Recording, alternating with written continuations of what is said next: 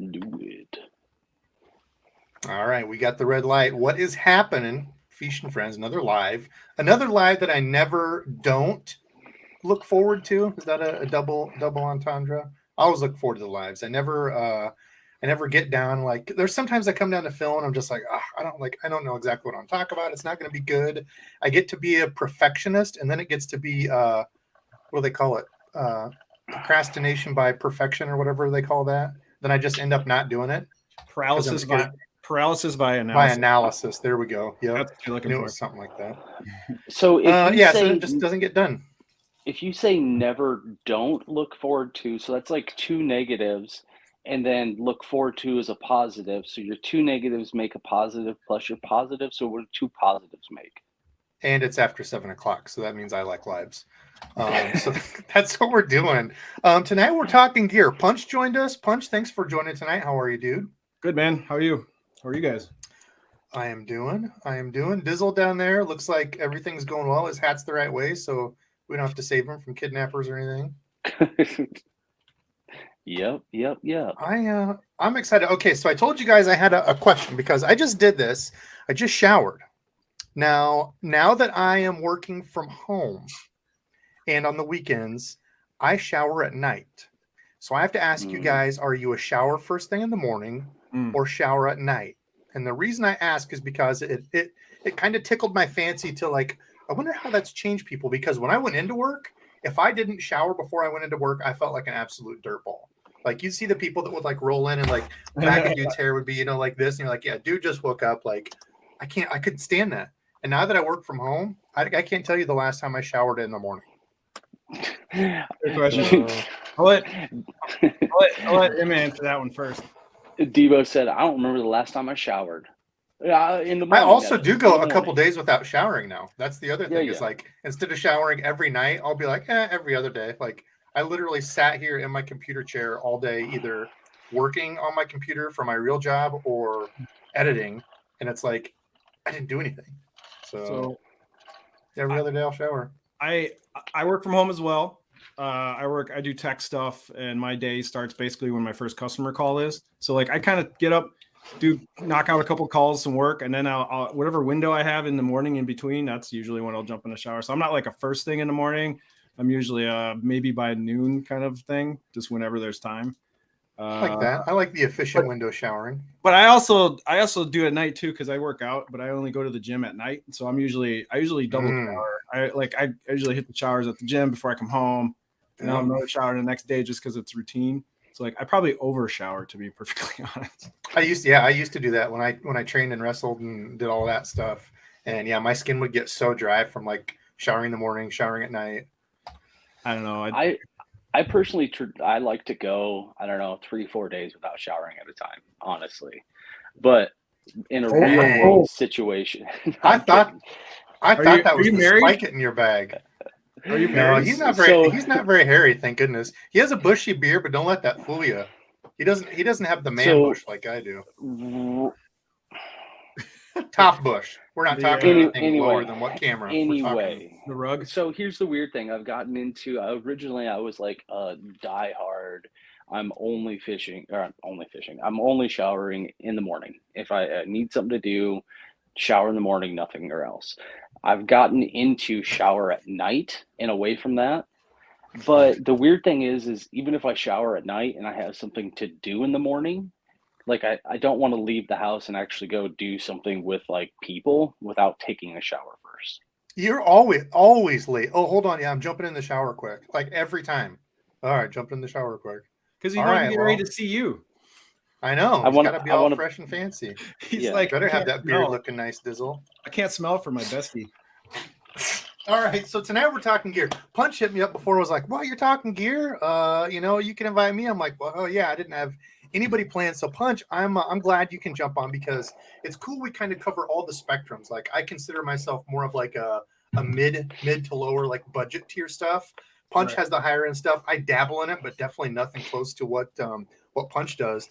So it's fun to kind of get his view on things. I know he uses some some of the budget stuff too, like the tattoo round. I know. Yeah, he liked that rod, $100 rod. So we're going to kind of cover a few different things. Now, first off, I want to thank War Eagle. They were nice enough to send me some spinner baits. They were actually in the chat last time after talking about the War Eagle stuff. They sent over some spinner baits. They said save a couple from Dizzle. Yeah, so I did that. I've got. I love it, dude. War Eagle spinner baits are awesome. Dude, they're money. I love War Eagle spinner baits. Okay, so Dizzle. They take a I figure that's going to be your color. Oh yeah, I love that color. Love it. It's like that kind of transparent-y, sexy shad that you like. Mm-hmm. Yep. And then I also saved you a finesse kind of turtle blade white one. Okay. Yeah. So had to save a couple from Dizzle. Otherwise, So I like do the they white get you and just gold. the finesse, or there's like a finesse? There's like a super muddy water. There's Yep. 3 or One 4 was different. the finesse, one was the regular. You're getting donations. So there. I know I've missed one. So we've got one that's like that mouse gray rat color. I don't know. Oh, they do call it mouse. Yeah. So we got one of those for the winter. We've got a holographic-y red. What do they call it? Firecracker. It's like the holographic blades. I'm getting a bad glare. Sorry. There's your muddy water one. Gold with the red kicker blade for spring. That's a good river one right there. That can be a deal breaker sometimes, I've heard. Here's the second one they got for Dizzle. It's like that sexy shad, kind of see-through-ish. These all half ounce? These are all 3/8 and a half. Okay. So it's kind of a mix. Here's another half ounce in the chartreuse white. There's a white with gold and silver, and then a white with double gold. So they kind of got you covered. So shout out to War Eagle. They were actually going to send you a hat too, Randy, for all the nice talk that you've done for the War Eagle jigs. And I'm like, oh, I actually already bought him a hat. So I'll throw those, and that'll be a whole box of spinner baits for you. I think I've got some other things to throw in. I've never seen any War Eagle swag. They actually have like hats and T-shirts and stuff. I don't know if I don't think they have T-shirts. I'm sorry if you got a crack shot already. The crazy thing is they don't. I haven't been able to find That's the hat I got actual. for Randy. That's Never dope. seen any. War Eagle's been around Pretty forever. Yeah, War Eagle spinner baits like a decade ago. I don't know that they actually have a website though, which is the crazy thing. I've tried to look it up, like War Eagle every option, and I've never been able to find an actual website, like an official website for them. Yeah, it's LureNet. LureNet would be their site, which is like the Pradco. Okay. Oh yeah, they're Pradco. That's right. Yep. Okay, Gotcha. so David Rauschenbach with the $10 bomb, my friend. I'll cheers you to that. $10 starting on Debo time. Actually, so we were just talking about this before. If you look at the technical start time of the live, it is 7:35. So that way I can usually make it on time, knowing that it's supposed to be 7:30. In a couple months, it'll be 7:40, and then it'll be 7:45. I'm old. Gotta cut me some slack. Sorry, I'm eating ice in the mic. Somebody messaged me one time, was like, don't do that. I'm like, I don't even realize I do it. Oh, I'm an ice So chewer. David, thank you, my friend. Yeah, ice chewer. I'm always eating ice. It's bad for your I teeth hate it. when you eat ice. I know. I don't chew gum, so I guess I eat ice. Liza says, yeah, budget is anything under $100. I kind of agree. To me, that's my budget. I know a lot of people are like $50, but the gear there is just so like flip of a coin that it can be just so bad to try and learn on. In my brain, up, I think. Oh, sorry. Go ahead. In my brain, a budget is like 90 to 150. Like 90 to 150 is like budget. Yeah, see, the way I look at it as like most people. Oh, where's the Guggen spinner baits? Randy has all those, Mike. Sorry, we're just giving away the War Eagles. So we thank you to LureNet, the War Eagle folks sending those over. I was blown away when they sent that. Very nice. Let's see. Yeah, Joshua Simonson is not winning these. He actually won on Burley's live the other night when I was watching. Like, this dude has somehow cracked the code. I don't get it. But yeah, Tackle Tour has great reviews. There's a few folks that do reviews. There used to be like Tackle Advisors. He doesn't do videos anymore, but he used to do cool breakdowns. Yeah. The Real Test does a lot of gear stuff.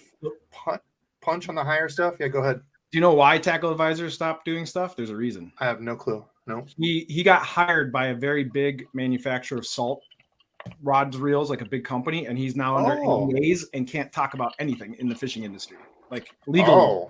So he got a very, very cool job as like a product tester designer with some, I forgot the name of the company, but it's big in the salt world.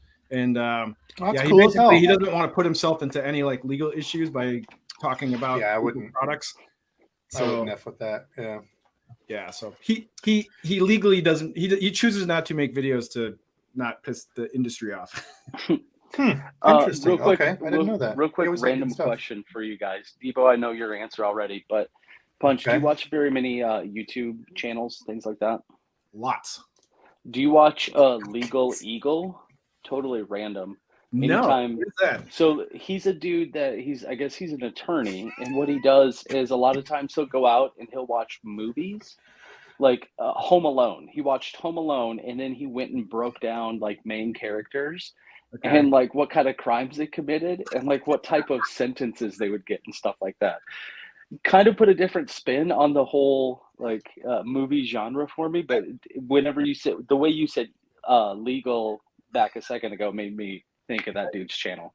Super funny to watch some of it. There's a big genre of YouTubers who have like specific like pilots, and then they break down pilot scenes in movies, and then there's like, yeah, I'm an actual trained SWAT team member, and they break down SWAT things in movies. Like that's like a whole subgenre on YouTube of like people breaking down bullshit in movies from like the real perspective.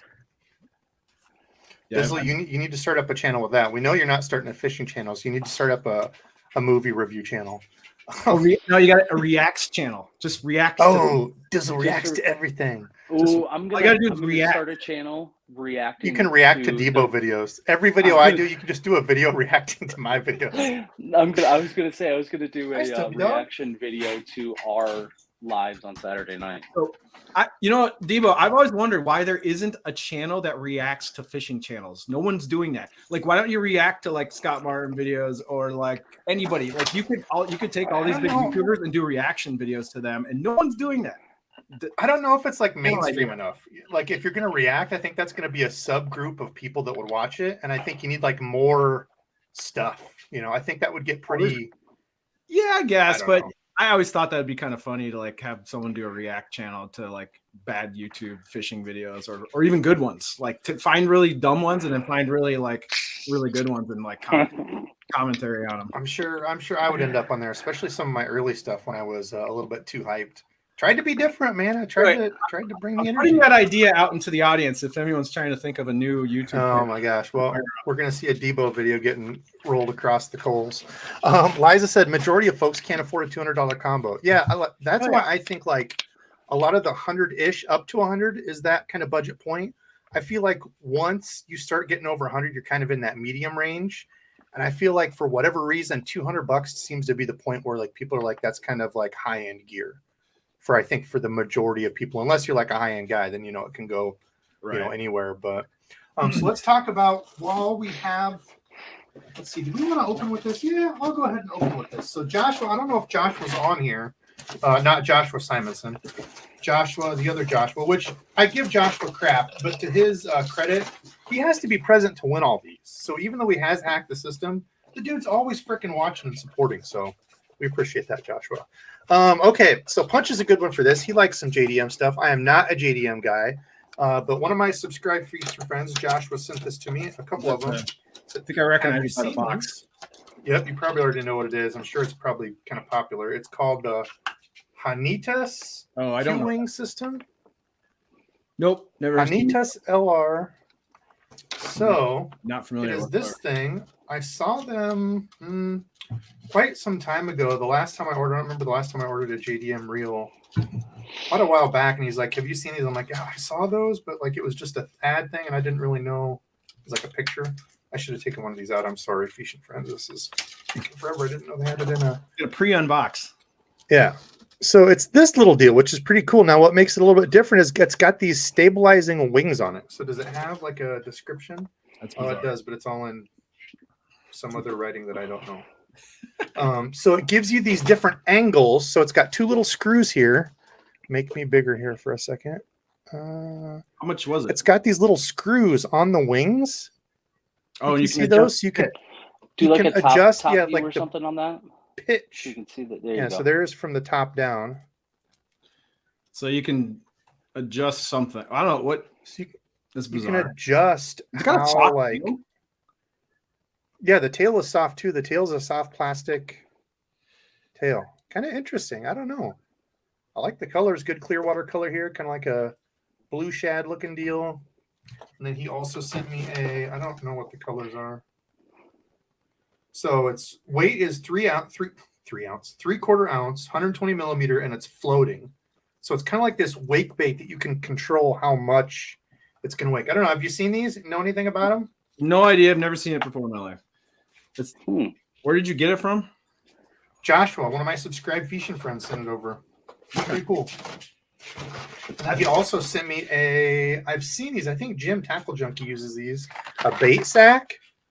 So he said these are cool for like keeping your cranks and stuff in. Dude, I have so many of those things. They're awesome. Huh, I've never used one. I use like the Velcro ones that I really like. I'm telling you why these are great. Because if you got a boat and you have a bunch of rods in the rod locker and you got rods with treble hook baits and you're like, you just want to throw them in the rod locker and not have the treble hooks hook into other rods in your locker and not get tangled up in lines.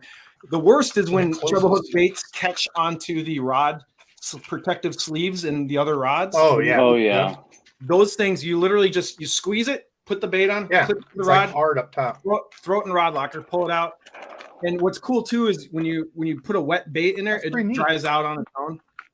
So how do you connect it? Do you connect it to a hook keeper or something like that? You just clip it to the rod. So sorry I didn't show you these. Yeah, so it's got these two things that you clip onto the rod. And you hook that onto this.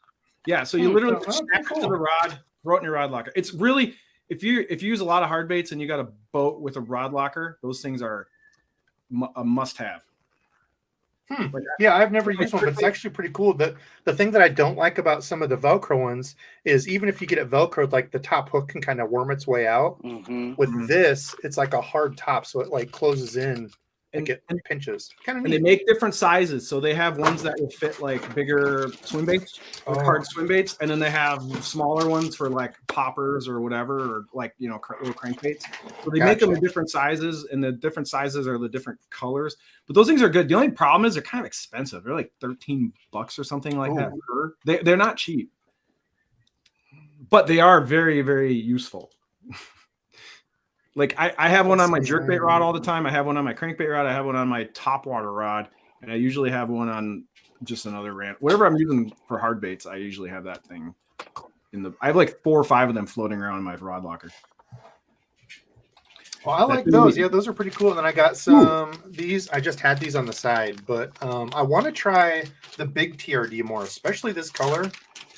Green pumpkin goby, and then we're going to get to some gear talk. I'm sorry, I've been pinning some comments here. I know we're 18 minutes in. I'm barely even gear talking, but these I had a gift card. I don't remember where I had these. Was it Bass Pro? I think I had a gift card. Anyway, this green pumpkin goby. So it's like green pumpkin with purple, like goldish black flake. Man, that color is money. I've used that color TRD on the TRD. Yeah, it's like it's just a green pumpkin with like some purple flake. Basically. Yeah, it's a little darker, I feel like. Well, I guess their green pumpkin's kind of dark anyway, which I like. I like the green pumpkin that's more of a green pumpkin, not as much of like the pumpkin, like the brownish, like light pumpkin. So a lot of people will, you can Nico rig those big TRDs, and then some people fish them just Texas rig too. Like you don't have to put them on a Ned. Like they're big enough. Yeah. It's just I got them from my the Neds that I make. I put a 2/0 hook in them now, so big, like a little bit bigger, like a a faster finesse, a little bit bigger fishing. Okay, let's get to some questions. We'll probably go an hour 15-ish. We'll do a giveaway since we're 19 minutes late starting. But we've already got 315 people in here, so I appreciate the hell out of y'all. So that comment is a good transition to Tattooly Elite Rods, because all of the Tattooly Elite Rods are getting rebooted this year. I don't know if you guys know, but this is going to be the spring of Daiwa. Daiwa's got a ton of new shit coming out in the next month or two. Are they? They're not out yet, though, right? No. So those are the gray rods, right? Yeah, all of the gray. I never got one of those. Rods, they're all getting retired. Every single one of them. What's the price point on them? Do you know? They're about 200 to 270 because they have like a higher end one that has the AGS guides. So the regular guide ones are about $200. The AGS ones, they add like an $80 AGS tax onto it. Yeah, I stopped at the local bait shop around here earlier today, and I saw they had like a ridiculous amount of Daiwa rods in there.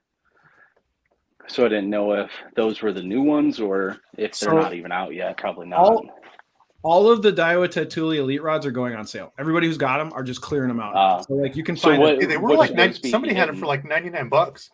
Excuse me. Oh, no I kidding. think like 140 or 150 now for something. Yeah, I was gonna Hook Tackle did a really good sale on them. Anybody who's got them is like fire selling them right now. So now's a really good time to go out and grab them. That's probably why it was. So they were probably $200 range before the sale. Yeah. Yeah, most shops when they need to get rid of stuff, they'll just 50% it, and then so you Yeah. probably get them for around $100 if you're if you're Devo, vigilant. you want some? I'll go pick some up tomorrow. So what I've learned, I'm always like really peeking. I'm like always looking around to see where, because like pros and everyone who has these rods, they're always out testing them. So apparently Corey Johnston, one of the Daiwa guys, one of the Johnson brothers on the Elite Series, he had a whole bunch of these new Tatula Elites on his deck in the last tournament on the Bassmaster Elite, and people were like nitpicking all his photos, going, "Oh, those must be the new Elite rods." Because like he was using them, and and Bassmaster is like taking pictures of what combos he used, and so like it's kind of been out there already that those rods are like pretty much ready to go and get launched. So if you're a fan of the Tatula Elites, all I know about the new version that's coming out is, number one, they're going to be a little darker gray, so not going to be like that bright silvery gray. They're going to be like a more darker gray, and then they're also introducing, some are going to have EVA and some are going to have cork, and it's totally up to the angler. Because all of the Elite rods are pro models, like the pros get to design them all. Oh. So if the pro likes cork, they're going to have cork, and if the pro likes the EVA, they're going to have the EVA. So it's going to be like a mishmash of handle grips. And that's pretty cool. I like when they do that, kind of tailor it. Abu did the same thing. I actually got an Abu rod. I'm gonna wait to unbox it, but they put out the new Pro Series. It's like $200. I got it when Abu had the like the 50% off thing. So for $100, I'm like, I'll grab one and try it. It feels pretty good. So yeah, the elite rods were cool because they had a lot of really weird rods, like a lot of rods that weren't like very common. Like Seth Fighter had this really great, really long, like 7.6 hair jig rod with AGS guide, which is like kind of ridiculous. And then like there's like a bunch of weirdly, like there's a Doc Sniper rod that one of the, I don't know, like basically like there's about 7-8 models in there that were super bizarre. Like you couldn't find really in a line, especially. I feel like you get that. I feel like when you get that, and when pros do it, because they're tailoring it to exactly what they want. They're not really thinking about, okay, what are like 8 generic rods we can make that will sell really well. It's like you make it exactly how you want. I think that's kind of cool. Like you said, you get stuff that's like different. Yeah, all of the Daiwa Tattoo Elite rods had the signature of whichever one of their pros designed that rod. Oh. Every single one of them was some pro's model. Like, you know what I mean? I remember there was an Ish frog when I was looking at, but I'm like, damn, I don't want to spend $200 on a frog rod. But that's a 7.4. Actually, I think it's more. I think that's an AGS too. For some reason, Ish put AGS guides on his frog rod. It's like a 7.4 extra heavy with AGS guides. Yeah, I think they had a problem with those breaking, didn't they? The AGS ones. That's a thing. Have you had any AGS guide rods before? I don't think I have, but I remember hearing that on those Elites that they had some issues.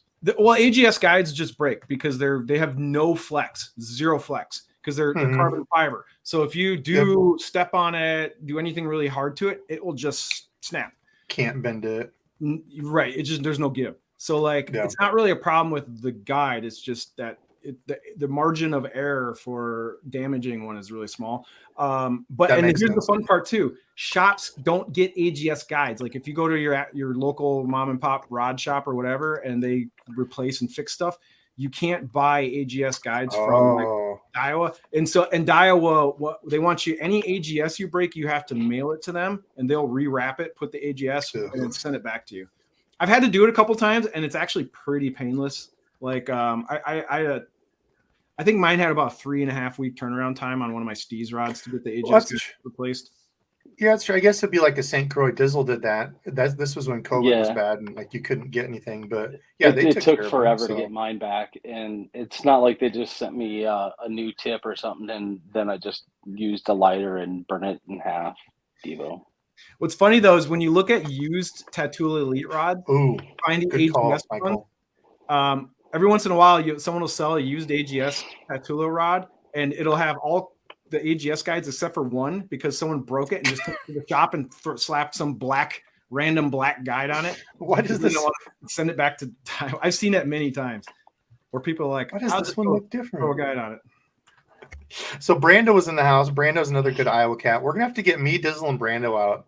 I think that would be fun as hell because both of these guys. See, once we get them together, it'll be a pick on Debo video because both of them get to be bullies. So, yes, we will, Brando, throw some Carolina rigs. That used to be something I didn't actually throw like the true Carolina rigs a lot.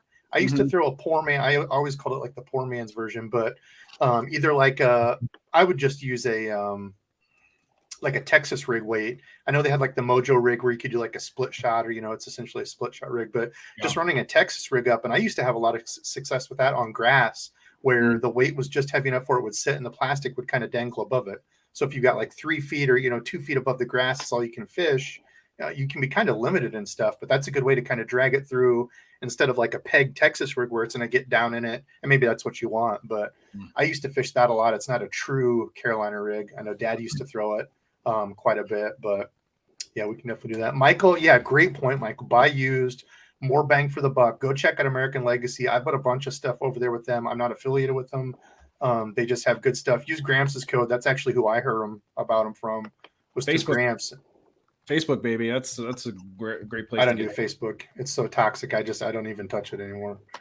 If you want to find good gear deals, Facebook groups are awesome. There's like the giant Daiwa group. There's Mono group. There's a giant Mega Bass group. People are like, you can wheel and deal on those groups and get like some pretty good deals.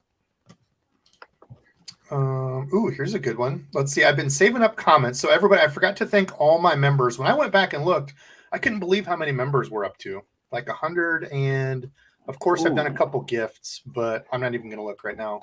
And it's I appreciate y'all. Nobody's trying to remind you to do more during the week. Oh God. Yes, Dizzle did shout me out and say, "Hey, we're going to do a members only." It's been 2 months since I've done a members only. I feel bad because I don't think the members are getting the members perks that they should be. And it's a horrible cycle because I only put out one video this week with work and kids stuff. It's like sometimes it gets hard. Dude, this is the dead time. I hate making videos or doing anything in the whole month of January. I'm just like, yeah, because we're in deep freeze up here in Minnesota. We got like over a foot of snow. It's cold. Dude, we can't even go ice fishing. I would love to be out ice fishing. We don't have safe ice. It keeps going into like the 40s. I have to drive like 2.5 hours north for safe ice. Our ice is not great right now either. Tim Grant at 803 Debo has a this or that, which is interesting to think of. Let's see. I'm going to go through. I'm going to grab this one. I've already pinned some. I'm going to keep going through. I'm at 748, so I'm a bit behind. This or that. This is one we get quite a bit. High-end reel. Low-end rod, high-end rod, low-end reel. I can see 2 answers to this. I already know what Punch is going to say, so I'm going to play devil's advocate. I would say higher-end reel, and I'm not going to say like super high-end, but higher-end reel if you're just beginning to use a bait caster. The problem with a lot of the like budget bait casters, like if you go on Amazon and grab one, some of those are really like sketchy of, is it going to work, is it not, like just not consistent. Whereas if you say like, even for a beginner, I'm going to say high end at $100 and get like a Lose LFS or something, you're going to be way better off in the long run, because that's going to keep going for you. And that's a reel that I still use to this day. Pros will use that reel. It's just one of those, a good like do it all reel, nothing fancy with it, just a good aluminum frame. So that's my answer. Dizzle, what's yours? I already know where Punch is going. I saw those wheels turning. I've gone back and forth in my head multiple times on this question, but I think for me, because of the way I cast and the way I fish and things like that, I'm going higher end reel that I have to worry about less than a higher end rod. I mean, I'm all willy nilly when I'm casting and stuff like that. I want something that's going to be on my side when I'm just winging and no thumbing my cast out there. There's been plenty of times this last season where I've been throwing into some really heavy winds, and a higher end reel has always been very favorable to me when people are leaving the spot where I just go up to because the wind's blowing straight dead in your face, and they're just like, I don't want to deal with the wind and casting and stuff like that. And I no concerns, no worries about it, you know? Mm-hmm. So maybe these don't I require agree. a screwdriver. So my answer is very similar to you guys, actually. So to me, like $100-ish rods are really good right now. Like you can like a Corrado or even like the Cork Tatulas or Dobbins got some good stuff. But $100 reels are not that great. So if you're gonna like spend more, I think absolutely, especially bait casting, like go a little higher end on the reel, and then get a nice rod. That is, I would totally agree with the bait casting. I would agree with the statement. If you're looking at bait caster, $100+ reel all the way, higher end bait caster. The spinning for me, I guess. And look for deals. I'm not saying like back when I was saying $100. Look for the deals, and you can find they had LFS on sale at American Legacy for $65. I bought a Corrado, like one of the 5 speeds, because I didn't even know they made a Corrado that low for like 110 after like discounts, because I use Gramps' discount and stuff. So yeah, you can get like higher priced reels for pretty good money, or you just look on like Facebook Marketplace and stuff, or just wait for sales and codes. Yeah. My favorite like cheap reels are probably always going to be the Tatula 100. I think that's a killer reel. I have a Tatula 100 that I did a few upgrades to, and I've been beating the crap out of it for 3 years, and it's awesome. What do you think of the 150? The SV? No, just the Tatula 150. It's not an SV. I think it's like one of the best all-around reels you can have. They're a little bit big. I know people don't like that. Oh, yeah. Josh, I'm going to say thank you too. I don't know, Josh, if you're cool with that, but thank you, Josh. It's got the little spider on the top. Yep. Yeah. They came out when like the 100s and stuff came out. I think it's just a bomb-proof reel. I love that reel. I actually never used that one. It's the same as the 200. So if you have the 200 Tatula, it's the same as that one. So like for like the frogging and the swim bait dudes, probably I like those things. For frogging, I think it's like the perfect because it's got the aluminum side plate and aluminum frame and handle side plate, which is hard to find at like sub 200. Yeah, I think the only reel that's got that probably the pitch flip, the elite pitch flip, and that's like 250.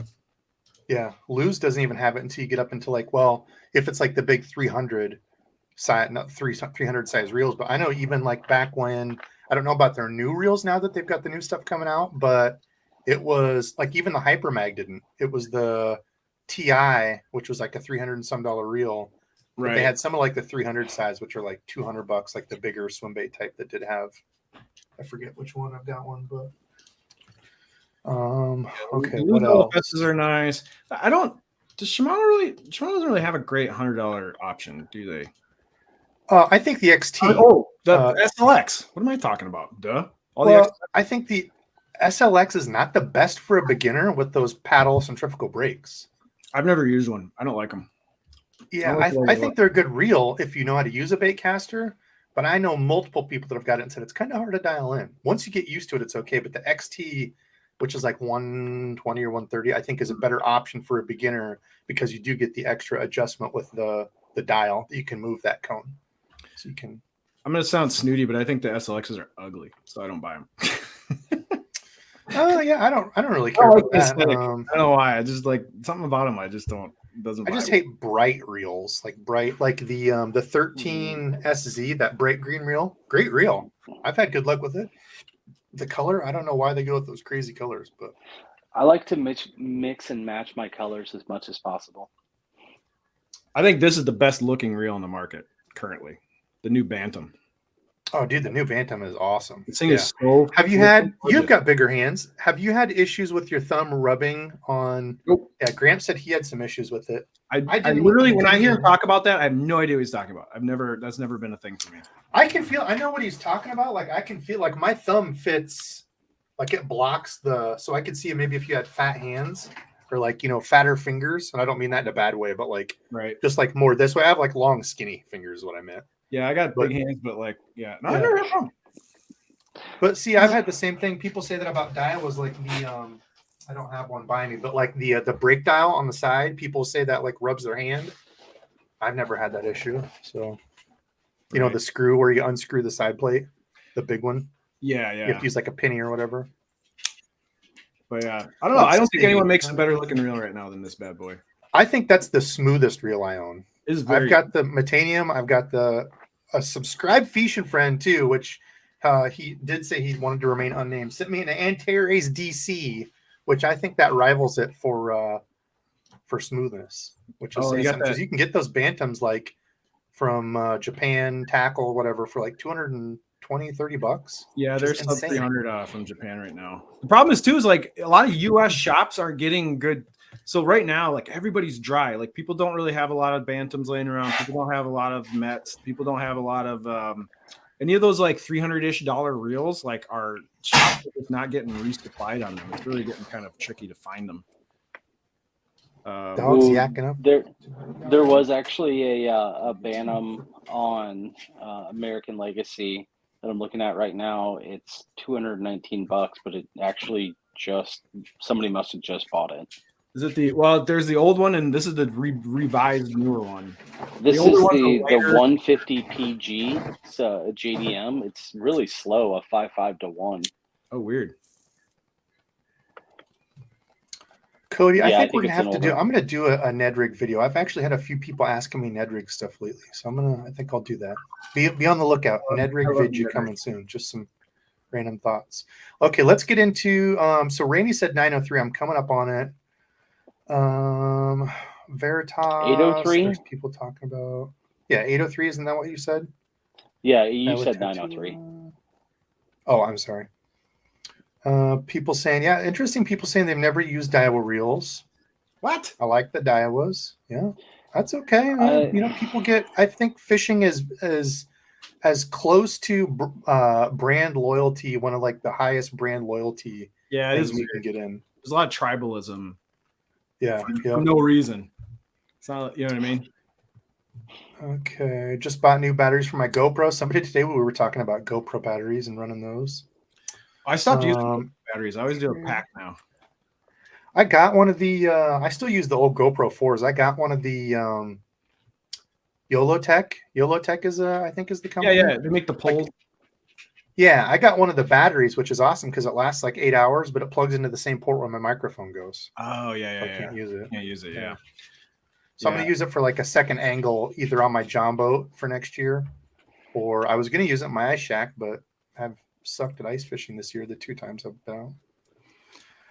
I got super motivated this morning to go ice fishing, and then I didn't go because I just watched movies and then watched football. Dude, and it's fun. I've like been wanting to go. I've actually been pumped about this season and no safe ice, which is crazy. I charged all my batteries to go too, but I know. Same. Thoughts on wing grips? I love them on golf clubs. Awesome, Aussie Cat says. What do you guys think? Fine. I love them on golf grips and fishing reel grips as well. I had some Lew's. I had the Pro TIs, and I've had Lew's reels with the wing grips, and it's fine. I don't got any. A grip's a grip. I'm kind of the same. I've got all of them. I like cork. I like wind grip. I like EVA. To me, it's feel in hand. Like that's one of the things I will die on a hill with Randy is, Randy's like, I got to get my hand. It has to feel good.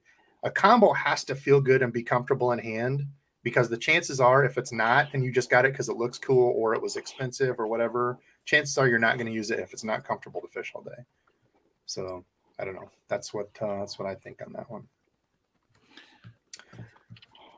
Mike Dove in the house, Thunderhawk. Hey, Debo, hope everyone is well. Just a quick note. Last day for Chief Dove collection sale. CD for 30% off. Chief Dove. We got 350 thank you. people watching right now. That's crazy. 350 folks. Yeah, we were up a little bit higher. We dropped a little bit, probably because we're not actually talking to gear yet. I'm still trying to get through questions. So people are like 40 minutes in. Go ahead, Punch. I'm going to go through. Yeah, so there's going to be a lot of stuff coming out this year. Last year was kind of Shimano. Like Shimano dropped a bunch of cool stuff last year, right? I did see they put a thing that's like 120. Do you know what it is? Like a teaser? Yeah, the cryptic Shimano teaser just says 120 with dun dun dun music, and then oh, I missed that one. I don't know what it is. But like Shimano dropped a bunch of stuff last year. Daiwa was a little quiet. This year is definitely going to be a bunch of stuff from Daiwa. I think they're going to reboot the Tatula LT spinning reels.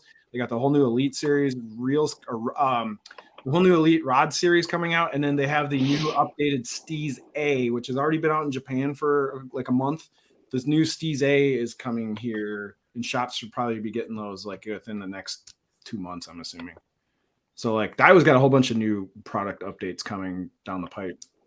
So going to be a fun year for Daiwa fans. I do like Daiwa. I'm kind of a Daiwa fanboy, I think, when it comes to most of the stuff.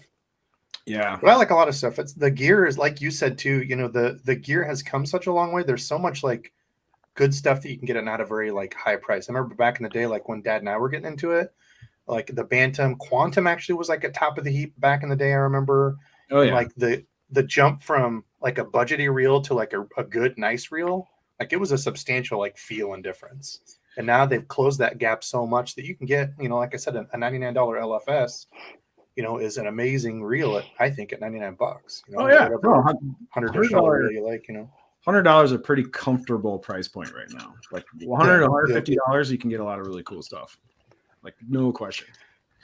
For the high end world, everyone's really pumped about the new Megabass rods coming out within. I think they're supposed to be out in February is when shops are getting them. The new. I've only got one Megabass. Well, so Megabass has their P5 line, which is like their $500 rods, right?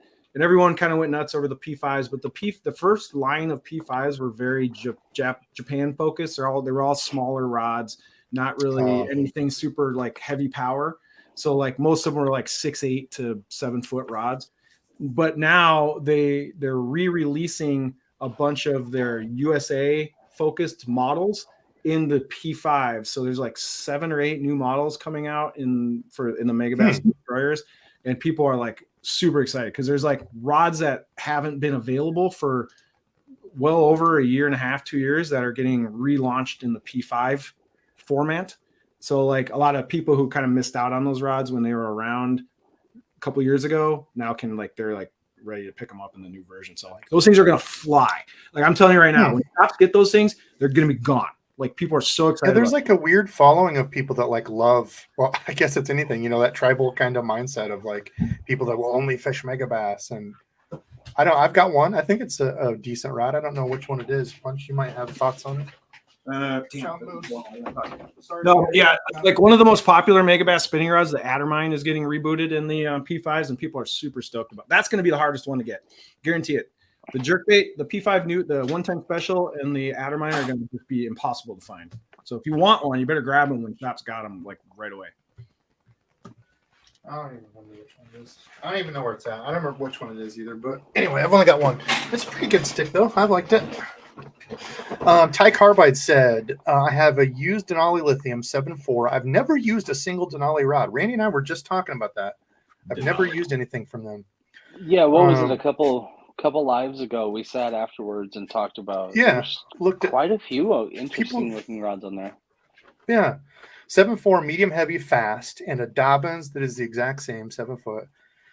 Do I sell the lithium to get a new rod? I have a frog rod and the Dobbins. What setup do I get?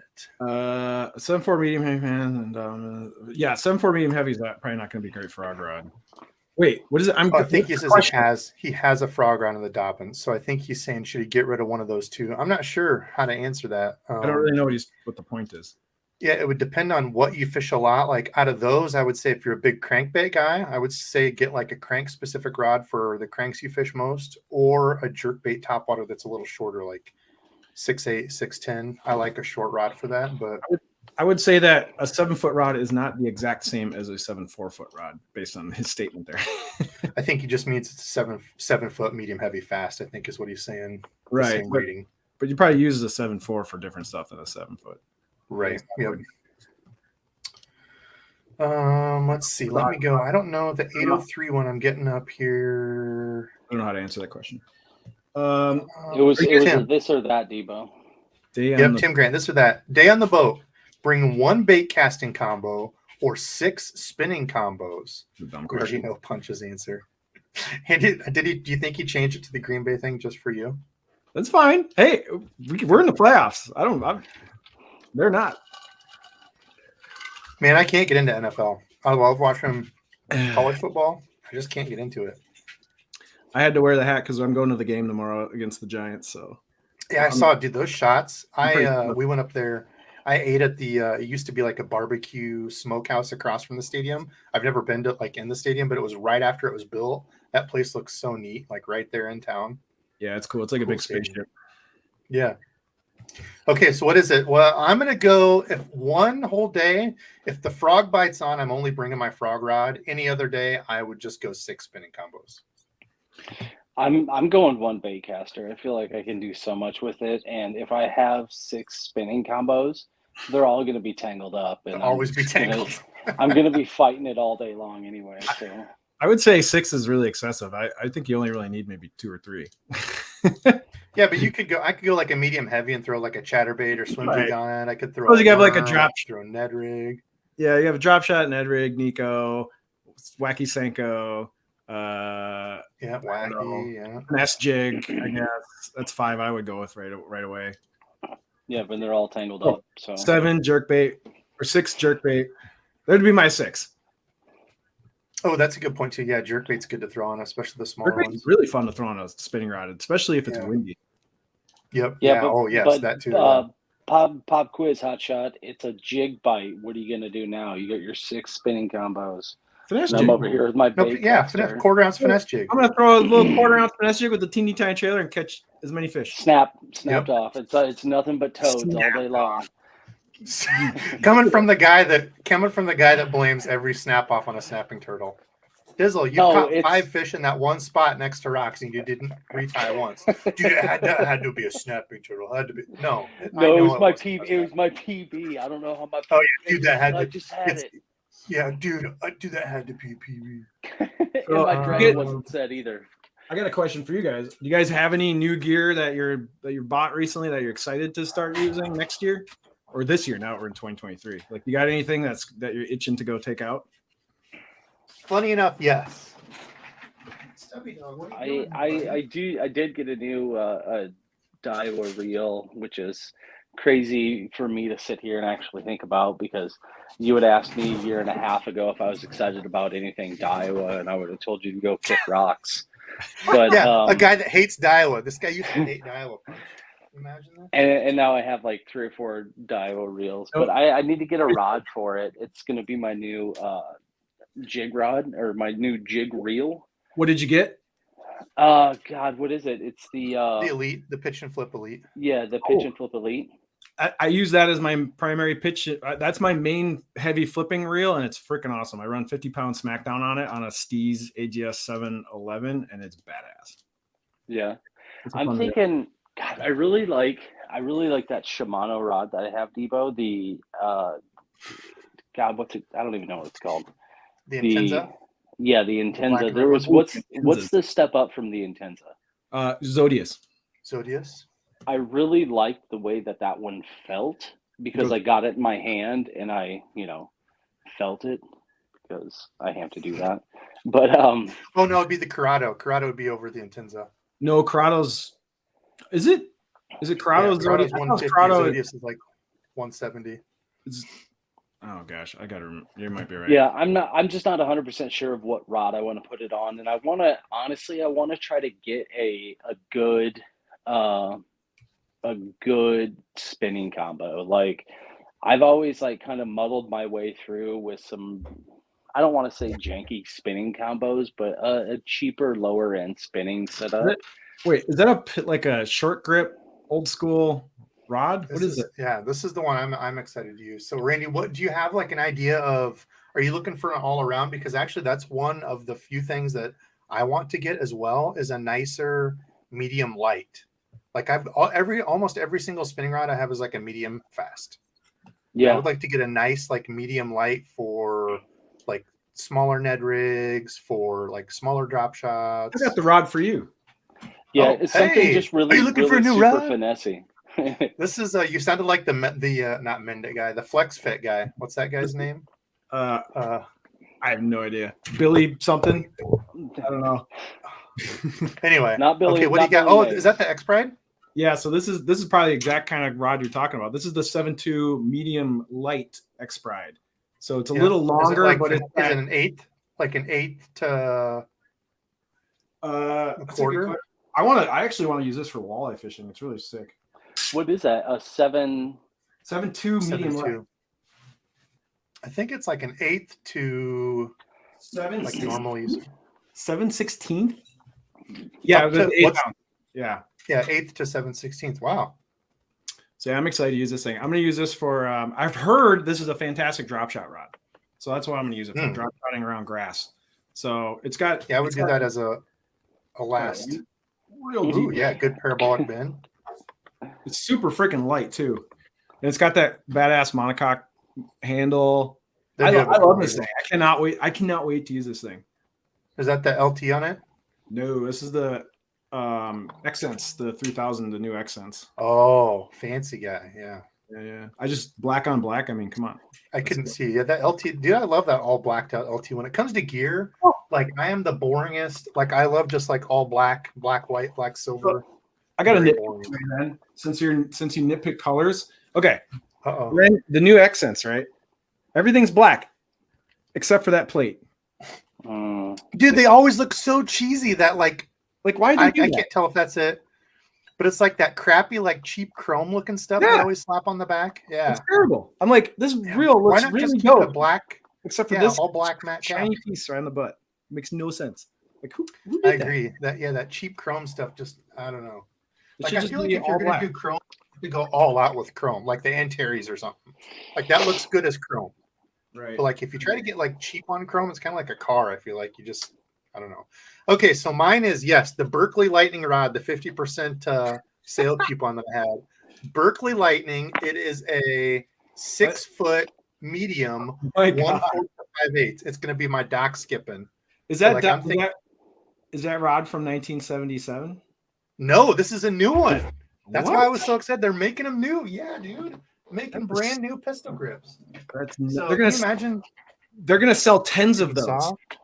Dude, I'm one of the buyers. Nobody is gonna buy freaking love it. I think they're gonna. No. I'm excited to see it. How much is it? How much is it? They're not very much. I think it was like 60, so I got it for $30. So I'm like, yeah, why not? Oh, they're only $30? No, I had the 50% off when they had that code. Okay. So yeah. Like 70. Wait, there's a 50% off so to get anything at Berkeley, and the thing you ran to get was the Lightning pistol grip rod. Well, I also got the new Pro Series, which is like the $200 one. So I got a $100 rod and a $30 rod. I do find that very amusing. I don't know why. You're like, I'm a simple man. I'm from Iowa. Cut me some slack. Berkeley was like, we stole one of them. Hey, we got our first sale. Yeah, for some reason they sent me like 15 when they sent them. I don't know why. No, I wish. Okay, Japan Tackle has a good one for you. Punch. I don't know what this means. You'll probably know. I know you have like hookup and stuff. No, Benvo. This is inside baseball stuff. I don't know. Ben from Hookup Tackle for some reason is always talking shit about G Crack. Like he hates him. I don't know why. I don't know anything why he does what he does. Ben beats to his own drum on many things. And for the record, he always thinks he's right. So I don't know. I don't know any of that history. I have no idea what's going on in his head. That's another hill that I'll die on. Everybody has their own thought of what G-Crack stuff smells like. I for sure think it smells like shrimp popcorn, not popcorn shrimp. Like you pop popcorn and then you had some sort of like Asian shrimp liquid. Yeah, I have some right here. You just dump all the shrimp liquid all over it. To me, it smells like burnt food. Like you burned your food. What? Like, dude, it's so weird how it smells like. I don't think I think it smells good. Good Lord. Oh, Anthony bought a used St. Croix Victory from American Legacy. Yeah, I bought rods from him too, and I only get the stuff that's in like great or excellent. I don't go to like anything below that because it kind of scares me. But let's see. Mike Vogel my membership was gifted. Gravy. Yeah, like, Gravy. You're always in here. I appreciate. I'm glad you got it, brother. Mike Vogel said G-Crack smells like spoiled SpaghettiOs. That's a good one. That's a good one, actually. I like that. Old SpaghettiOs. Micah, this or that. Mendit goes out of business or Casey's stops making breakfast. Oh, I will definitely say Mendit goes out of business. Somebody will come up with a new. I actually got some. What is it? The plastic glue stuff from. They come in those Stop like those Mendit. metally bottles that you get like. Oh crap! What's the name of it? I have no idea. Metally bottle, like Yeah, those bottles where you have to like poke the top and it's like metal, and then like the bottle, like like a the little super tube feels glue metal. or like Kinda, crazy glue. yeah. Yeah, there's a company that makes it. It's like for like plastics and upholstery and stuff, and it works to Craggle. put soft plastics together. Anyway, yeah, I like Casey's breakfast, so don't get rid of that. So- I actually had a little container of B's and G's the other day. Almost sent you a picture, but I didn't. Oh, you SOB. Oh, the biscuits and my local Casey's, I've never seen biscuits and gravy inside of it once. What? Dude, that's crazy. I'm getting robbed here. You should really talk. They're to not the that great. manager about Hardee's that. biscuits and gravy are hands down better than Casey's, but And all the Hardee's Hardee's around isn't here open closed. it. We don't have any Hardee's. Oh, anymore. really? They're all dead Oh, out dang. here. Yeah. No Carl's Jr. either. Nope, not in Minnesota. Yeah, you really need to talk to somebody because there's nothing better than grabbing yourself a container of B's and G's, a plastic spork, and hitting the road. Sadly, up in Minnesota, biscuits and gravy is not a widely it's not a widely accepted breakfast. Like it's not that common up here. What's the go-to breakfast then? Like Donuts. what's the quick? Just donuts? What is There's a lot it? of donut shops. We have donuts all over the damn place. I like donuts a lot. Yeah, we don't really have like a breakfast thing. Clearly. So have you guys seen these yet? So Plano Well, they have a has a couple whole bunch of Planos. new edge boxes, and this is one of their new Yeah. ones that just came out. Oh, I saw the stupid frog box, which I still think is dumb. What even is that? Hold Go on, I'm gonna make you a Debo, big go full punch. screen. Yeah. Yep. It's supposed to be a hook box. So How the hell stuck is that a hook box? because it's got rubber with slits, so it makes it a hook box. It's Oh, really yeah, bizarre it's like to the me. Spro one I got. So you put the hooks in and stand them up. I guess. Oh, so you could put a bunch of pre-rigged stuff in there, Well, you can do anything really. or It's really heavy because this is all solid rubber. Like it's really Dang. tough, like really strong. My complaint with this though is if you put anything that has a little weight to it, like I put these Ned heads in and like a shaky head, if you put it in here and you do really like kind of put some oomph into it, they'll fly out. Like it's not. Oh, I think they made the gap a little too big, and I don't know why is there these diamond cuts all up and down it? Why didn't they just make straight slits up and down? is that so your the line tie goes in there, or the line don't hole know. thing? So I don't know why they designed it this way. It's very strange. here's the one that I got. It's not like it's not super heavy duty, but I like that it's really thin from Spro. And initially I thought it was kind of stupid, but for whoops, that's one I didn't have clipped in. So I just shook out the shaky head. Oh, dang. So it's just for hooks. Like anything with weight's not going to stick. Okay, show me that one. Yeah, it's the same thing. It's just foam with slits. Okay, see that's better. I think that's a better design than this. that's more like plus it's real thin, so it's like How much there's was no movement. I don't know. Because this thing's like but that's bucks. Eesh. It could look That's like more it. like an ice fishing box, right? But So it's like yeah, I guess. But it's just like why'd they make it so? Why is there so much space? And why are these little holes up and down? It's bizarre. so like these Yeah, that are is so kinda much weird. better because it's like you're not going to lose these out of here. Where I could see those little diamond area. I don't know why they would do that. Like I just got a regular little owner shaky head, and like I can put this in and just move it. It just slides up and down. Like it's not even gripping it that well. I don't know. I'm not impressed by this thing at all. I think it's kind of stupid. Yeah, the Plano boxes are kind of hit and miss. Some of them I've really liked. I haven't kind of liked a lot of the lure specific ones, but I just feel like you lose a lot of like the jig ones where you put up and down. Well, I had Omnia credit to burn. I'm like, I'll just throw one of these into my order just for free or whatever. And I'm like, I'm not super impressed with it. Punch, have you used any of the Busby stuff? I think it's Busby. Oh, those really cool modular boxes that are like yellow. Yeah. No, I haven't used them. They look really cool. I actually So have. this one was one that I was $11.29. I think I got it on sale too. That's There's a four way left. better. No, that Plano box I was just holding was like it's like $35. Like that's a way better, probably a better deal. The Busby, I picked up one of them just because I needed a little day box. They're really nice. I haven't gotten too deep into the, changing out any of the modular stuff or anything like that, but the one that I have is perfect, and I like it. The hookups or like the closing of it's really good, and I don't know, Yeah, see, super like super these, nice. like I feel like that's a cool design, so it shows you exactly what you have. But I feel like there's a lot of unused space, like when you do that. I don't know. It's just Like like I that could just frog lay box. those. The idea of the frog box is super cool, but it's like a waste of Yeah, the area. Like it's such a yeah. waste. I would just rather lay them down. Yeah, I don't know. Maybe if you want to stay organized, but for $55, I feel like that's It is really pretty Yeah. cheap. expensive for a frog box. I'd rather just jam like 87 into like a big Plano box. Yeah, that's how I store my crankbaits. I love doing that. That's funny. I'll Someone push said- this Let's one and see. you pull out What else seven do we of have for questions? So- We are way behind on questions. Someone in the guys. comments said they wish Omnia would get Flambeau. So there's like a thing. Now, I think this is like insider fishing industry stuff, but like Plano is pure fishing. And like if you got a big account with pure fishing, they really make you push Plano stuff. And I think Flambeau is like a Nordic, I think that's a totally different company. And so I think Plano doesn't like when companies bring in Flambeau products because it's a Probably. big competitor.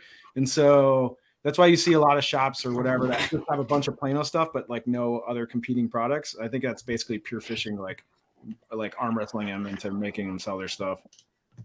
I will say I do like the It's Flambeau. like- They have coffin boxes for crankbaits and things like that. I Oh really yeah, like you do have those. that one. Yeah, that's kind They're of neat. pretty cheap too. I think That I have one does make sense because then you're not tangled with 17 of them when you pull out one like I do. Yeah, I want to I say I need to probably fix my have a stuff. good 7 or 8 of them now. Where I wish I had more, but they kind of take up a lot of room just for how many baits you fit in there. But very I nice. saw Cuda real quick. Shout out to Cuda. Happy birthday, Cuda, tomorrow. Turning the 5-0. Happy Cuda birthday. doing the whole Jig Squad thing. So if y'all don't follow Cuda, give him a follow. He's as Heck good of yeah. a person as you'll meet. I wish we could have fished longer together, Cuda. He's a good cat. Let's see. What other goodies do I have here? Let's see. I'm going to grab some of the start questions from before. I am way behind. I'm at 8:06. So Yeah, let's go through some only 30 questions. minutes. Only 30 minutes behind. Okay. So here's what some that I grabbed before. Okay. $200 for a combo. I sent Bad any suggestions. I don't know what he means, but I think he's saying so. $200 for a combo. What do we pick? What do we pick for? What do you grab? I would say for if you're not getting sales, we'll just go over to the warehouse of the tackles, and this could be anywhere. Go over to whatever place you like. Just we're on here. Gosh, I would say for a reel, like one of my reels is always the LFS. I think for $100, like if you're gonna split it down the middle, one of the best, easy to use, simple breaks. Dio CT is pretty good too. Dude, I couldn't believe it went up that much. Burley and those guys were just talking about it, and it always used to be $120. I love the CT, but now it's like what, 150 or something? And I'm sure you can still find it on sale at certain places, but I think on Tackle Warehouse they said it went up. Oh yeah, $150. The Fuego is the $120 version. I don't know what the hell the difference is. I've never used Dude, I couldn't even find it. It's got a T-wing. So the Fuego is the last one before you get a T-wing. Oh, that makes sense. CT's the first. Am I dumb? Did I miss it? Oh, there it wow, is. yeah, that's right. The Tatula 100 price. Went up, too. Tatula 100 used to be crazy. Tatula 100 was 150. Yeah, what is that now? 180. Ugh, that's gross. Oh, same for the 200. Yeah, 180. Yeah, 180. Yeah, those all used to be like 149 or 159, I think. I remember when the Tatula 100 first came out, you could get them for $99. So they used to be the $100 reel. Yeah. The one I have, my dad still got some of those old black ones. Yeah, I paid $100 for mine, and I still use it. Otherwise, I would say the Shimano SLX XT if you're a Shimano guy. For rod, gosh, that is such a hard question. I don't really. There's no $100 rods that I'm like super thrilled about. I like that XT. Yeah, they're pretty okay. That XT. I have a casting and the spinning, and they're both not very they're kind of dead. Like they don't have very sensitivity wise is really. They're really cosmetically beautiful though. Like they look dope. Like they're really nice looking rods. Yeah. Felt good in hand. Look good. I just used mine to cast and retrieve. It was like a swim jig, so when you're getting bit. But yeah, I used them and dragged them around on hardcover, and it was like it wasn't It wasn't great. Wasn't the best. It stinks. Yeah, the Fury. If you're into Dobbins, the Fury I think is a great rod. At like, and again, that used to be $100 rod. It's $129 now. I haven't used the. So our sage advice is to spend $300 on a combo to get it. Yeah, if you're looking at 200, go up to save another $100, and then you can get all sorts of much better stuff. So the Maverick, I was going to say the Maverick. I only have the crankbait rod, and so far I've really liked it because it's not a super wimpy crankbait rod. I think I got the 7-foot medium heavy crank. So I was throwing like half-ounce lipless and stuff on it. It felt really good for that, not super, floppy crankbait type. Is it yeah, it's a moderate fast is why. Someone says Cashin, which I kind of like those. Cashin's got the St. Croix Triumph. That was one of my first nicer rods. I don't like those rods. They're so stiff. This was back in the day. I don't even know how many years ago that was. Probably. Mm-hmm. Yeah, I haven't used the new Cashin one. They did come out with one. That's one with like the cork grips. Yeah, the Element. Oh, it's $129. So if you have $200, you kind of no. There's lots of good stuff out there. Okay, let's see. So there's some ideas, Ruben. Hit me up if you still have questions. Okay, awesome Aussie Cat. I love the name, dude. That's good. Have a zillion on the way. Never dabbled into Daiwa. Been a Shimano Abu dude. We will see, dude. I think the Zillion is the best Daiwa reel out there for the money for what you get. Especially because you can get it JDM now for like $250. So I don't know. The problem with the Zillion is when you buy one, you're gonna buy 2 or 3 more immediately. Yeah, keep saving your $300 because you're gonna want more. Because they are so good, and you're gonna be like, "Oh, I want more." That's the way it usually happens with those things. Hunter said we should talk about Kistler rods. I've used them. DEBO'S used them. Brian wants to try Z-Bone. Yeah, Punch and I talked about that. I like Kistler. Yeah, they've got a little bit different. Some of their rods are a little bit more tip heavy, which I actually like for some things. My favorite so far is probably their jerkbait rod. Like if you want a dedicated jerkbait rod, which sucks because that one doesn't go on sale. I have loved that jerkbait rod because it's not super wimpy. And sometimes you want that for like a lighter jerkbait, or some people just like a softer rod. And then the Chromium Scope, which was on sale, but that's like a $300 rod. So I definitely couldn't have a fleet of those. I noticed that the Z-Bone is not on Tackle Warehouse anymore. That's interesting. Oh, I wonder if they're redoing. I know like they just came out with that Chromium, and they had a couple other new ones last year. Well, but, yeah, I like Kistler. They're good people too. The Z-Bone is one of the handful of rods that have torzite. So like not every company makes a torzite guided rod, and the Z-Bone has always been like their torzite rod. Like the Z-Bone's too expensive for me. I'll never have one of those. I would like a $450 rod, something like that. I personally have zero interest in them. I would, if they wanted to send me a Z-Bone to play with, I would absolutely take one and try it, but I'm not buying one. Yeah, that's a bit out of my range. Fishing Fix. What was your favorite rod and reel overall combo under $500? I got an answer for sure. The Zillion. Zillion's been my favorite reel I think I've ever owned, as far as a bait caster, minus the Corrado 200 E7, just because I had one and sold it for $40 and I was salty about it. And it's not even that good of a reel. Now you compare it to other reels, and other reels are a lot more smooth. I don't know, just something about it. But yeah, Zillion, favorite rod? Dude, that is hard.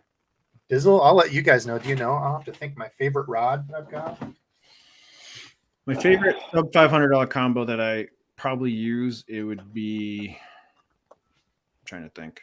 Probably my Shimano X Pride. I have a Shimano X Pride medium heavy glass 7.2 with a Corrado K. That's like my main chatterbait combo. That's probably my favorite. I've been using that for years with my chatterbait.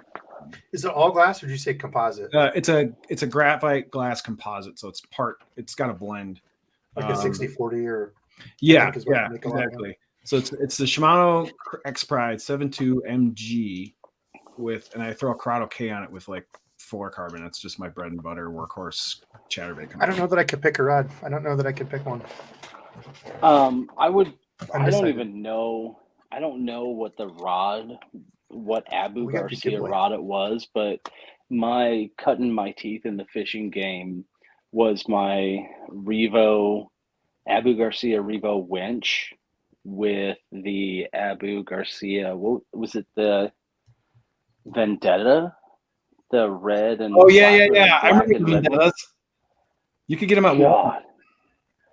God, They were was good my rods. favorite. Yeah, I like that. That was rod. my favorite combo. They were like $100 for I think forever. they were I the remember 70. The Veritas was the 100. I think the Vendettas were like 70. And the Vendettas looked badass. They're like black and They red. look way better. Yeah, they look. Yeah. They look better than the Veritases. So Yes. that combo put me right. The Revo at the time was like almost $300. I think those wanna were the say- old ones that were all aluminum too. Those were the big heavy when Abu used They to were make those, a if I remember right. cranking reel that I used for jig fishing. Yeah. So yeah, I mean Those were cool reels.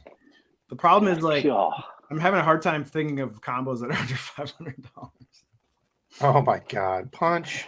Get I outta was here. just gonna What say I was having a difficult time thinking of ones that were over $5, but then I just said that and I'm like almost $400 with a super cheap rod. I mean, This spring I'm excited to spend more time with this guy. The new Stella. Oh gosh. I played with it a little bit in the fall. I got it with about a month left before the snow came, so I have a little bit of time on it, but not like a ton. So I'm super excited. Yeah, those look cool. Those are like what, $600? It's 8 now. Jesus. Yeah, Dang. it's cool. Yeah, they look. I'm sorry. What were those words you just said? G-Bus. Yeah. No, not you, Debo. Punch. This is They're what? 800. 8. Jesus. But you also have to remember, this is not made for bass fishing. This is not made for us. These Stellas are made for salt. Like these are made for badass salt fishing. Like these is complete and utter overkill for anything to do with freshwater. Like I didn't know it's that. crazy for me to say right now, looking at my phone screen, that looked smoother than any smooth I've ever seen before. Yeah, this thing's really sick. Cisco, yes. Cisco's answer is spool size. Yeah, so it's the same body size. I think actually the reel might be a little bit bigger to accommodate that, but yeah, you're going to get a little bit more line size. Sorry to jump in there.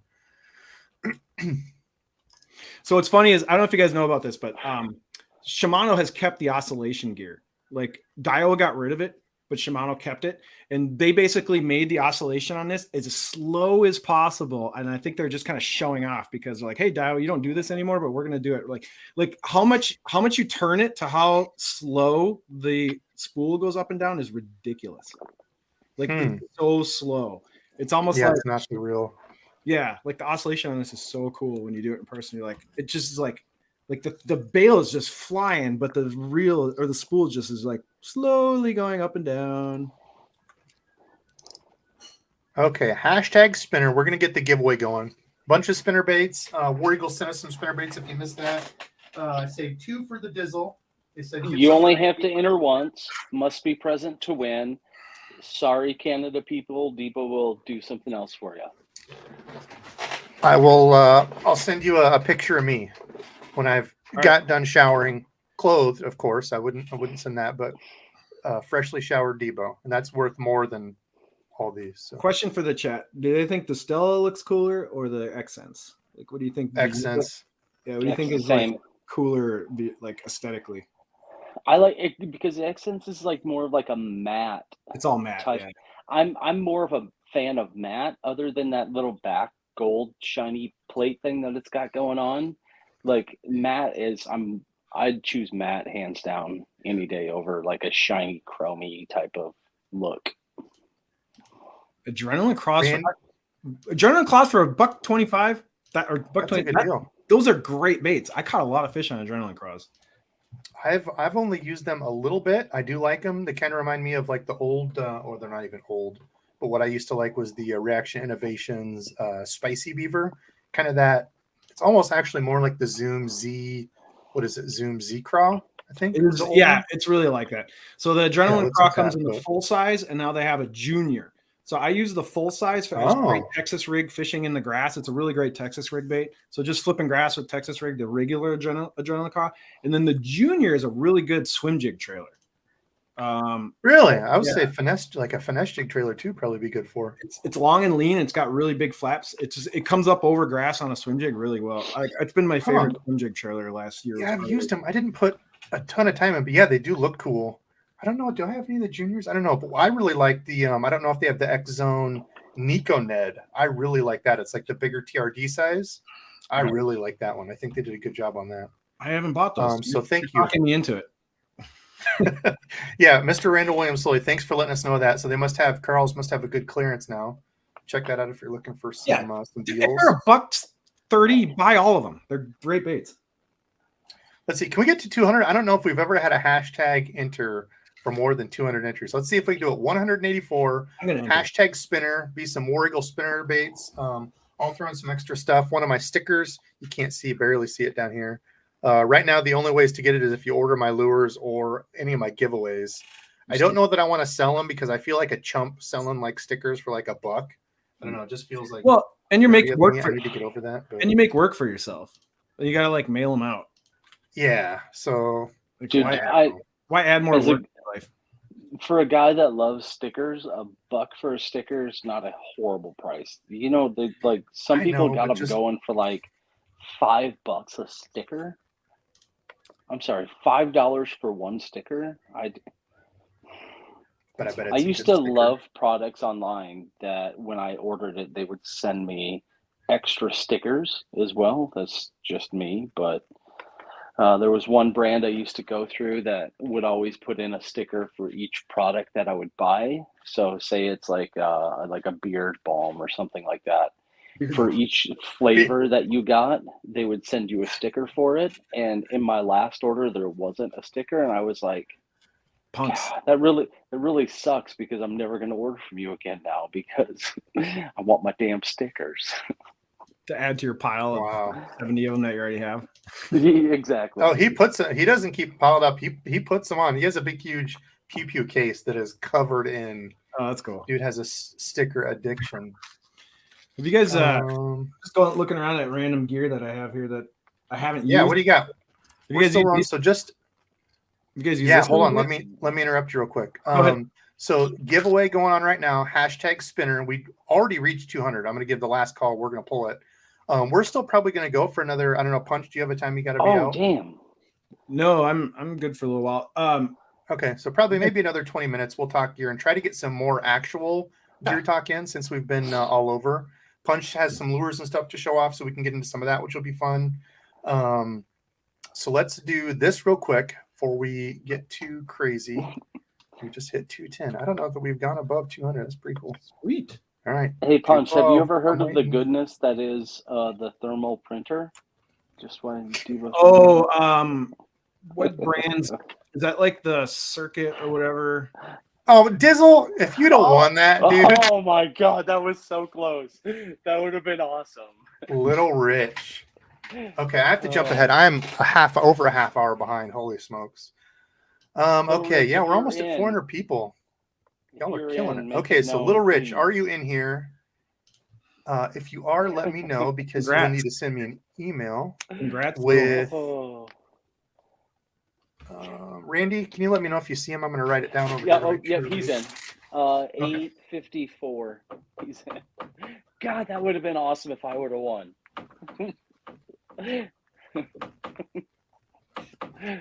You would have totally taken everything too. You better send it to me.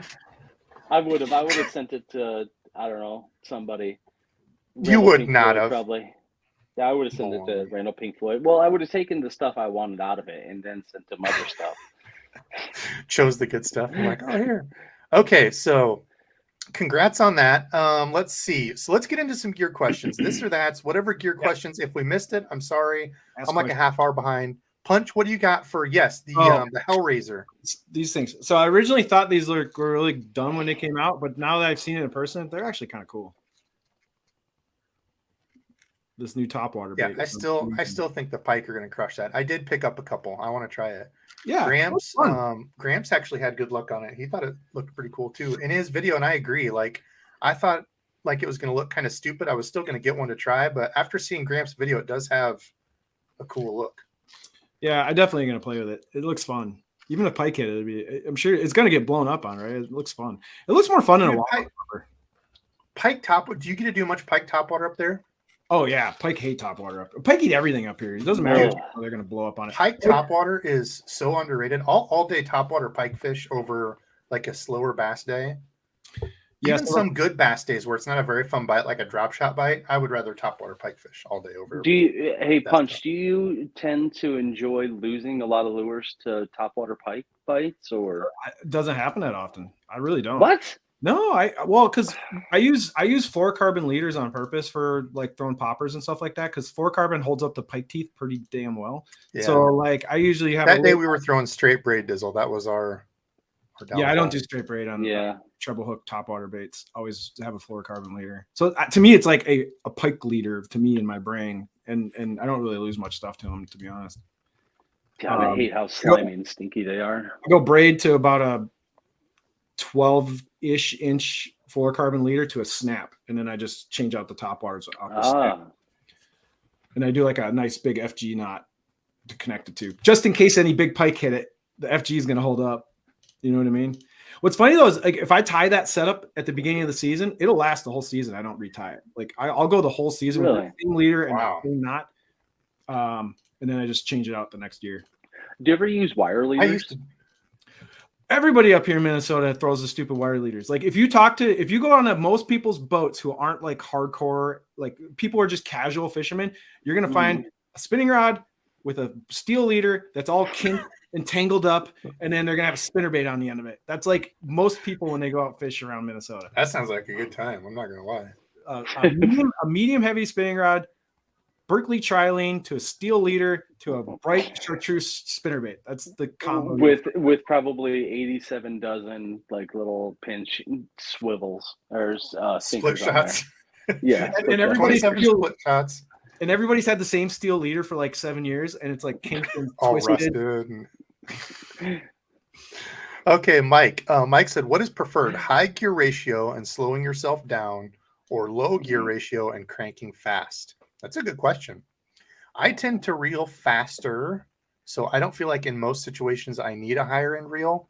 That's why I still think like the 7 is the best for me. I can slow down a little bit with it. If I want to fish it fast, I'm not burning myself out. Are we just talking cranking and moving baits, or like just? I think in general, probably. I'm all about fast. I use 8s on almost everything except for chatterbait, spinnerbaits. I like a 7, and then cranking I'll have a 6. My top water's an 8, jerkbait's an 8. Everything that touches Texas rig or anything I'm dragging, 8. Jig 8. Frogging 8. 8 everything. I'm going to go almost the complete and utter opposite of what you just said. Frogging, I will agree. I've changed my ways with frogs. I want those fast. But everything else I want slower. I feel like I can speed stuff up. And like I said earlier, my Revo, the winch, was 5-4-1. And that was my jig rod that I caught an absurd amount of jig bass on. And like I said, 5-4-1. I tell that to people, and they're just like, "I'm sorry, what did you just say?" I'm like, "Yeah, I don't know what it was." I feel like I'm always able to speed up enough with the reeling. That's totally fair. The hard thing for me to do is to slow down and be consistent with slowing down, and without obviously having to tell myself over and over again to slow down. That's totally fair. It's all what works for you, right? There's no right or wrong. It's whatever you're comfortable with, whatever you like. 2 + 2 does not equal 4 in fishing. I will say 2 + 2 equals what works for you. The reason I like 8s, especially with like frogging, is because up here we have tons of grass, we have tons of things to frog, and often you're in that strike zone where the fish are hanging out for only maybe a 15-20 yard stretch, and I want to like just get that bait back in to fire it back. Like to me, it's more about making a more number of casts in a day.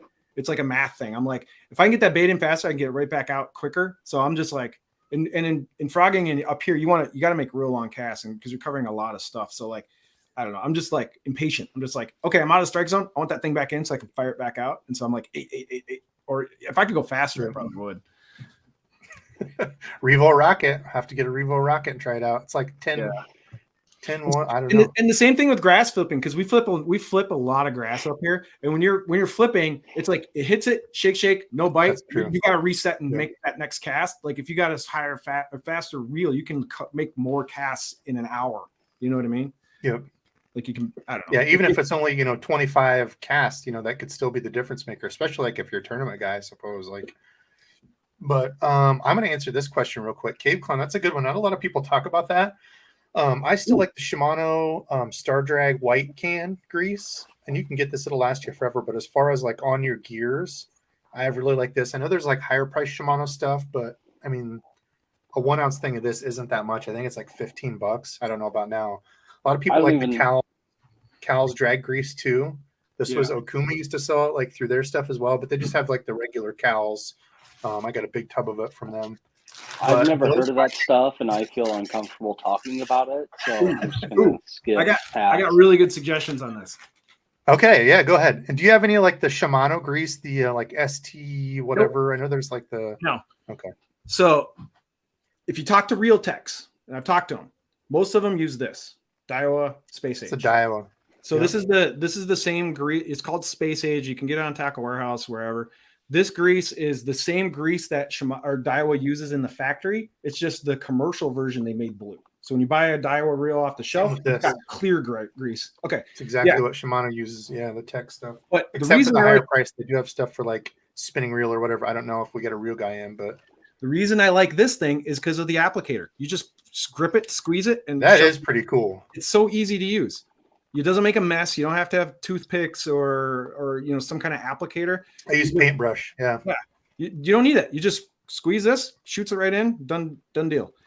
But if you want something people might already have laying around, especially if you have a boat that you can use, the Yamalu marine grease. This is a lot of real guys use this too, real techs. So this stuff is super cheap. You can get it on Amazon. This tube will probably last you your whole life. So for real cleaning, no doubt. Yeah, so this is you can add this to your reel gears, and it's perfectly okay. I mean, this is what you put on. I mean, I use this stuff on my trolling motor. If you do boat maintenance, you're probably replacing parts on your boat. Like what's the thing that sucks up the water in boat? Impellers. Like people who really have to grease and change their impellers have this stuff. So you probably already have some of this stuff laying around if you're a boat owner. You can just use this on your reel. Perfectly good. And then, how about oil? I don't have like a die-hard oil. I use the oil that I get like out of my Bantam and the Shimano oil is great. Yeah. Yeah, I just use it because I got free ones, and like Punch said, that two of those that you get out of your reels will last you. Right. The Shimano oil is great. So I'm into other stuff like Dizzle, you're a gun guy, right? So like you probably got a lot of oils for metal, right? So like you can use kind of any nano oil. So like I don't know, you guys, nano oil is like really used in a lot of different hobbies. Like knife people, anything where there's metal on metal contact that uses oil.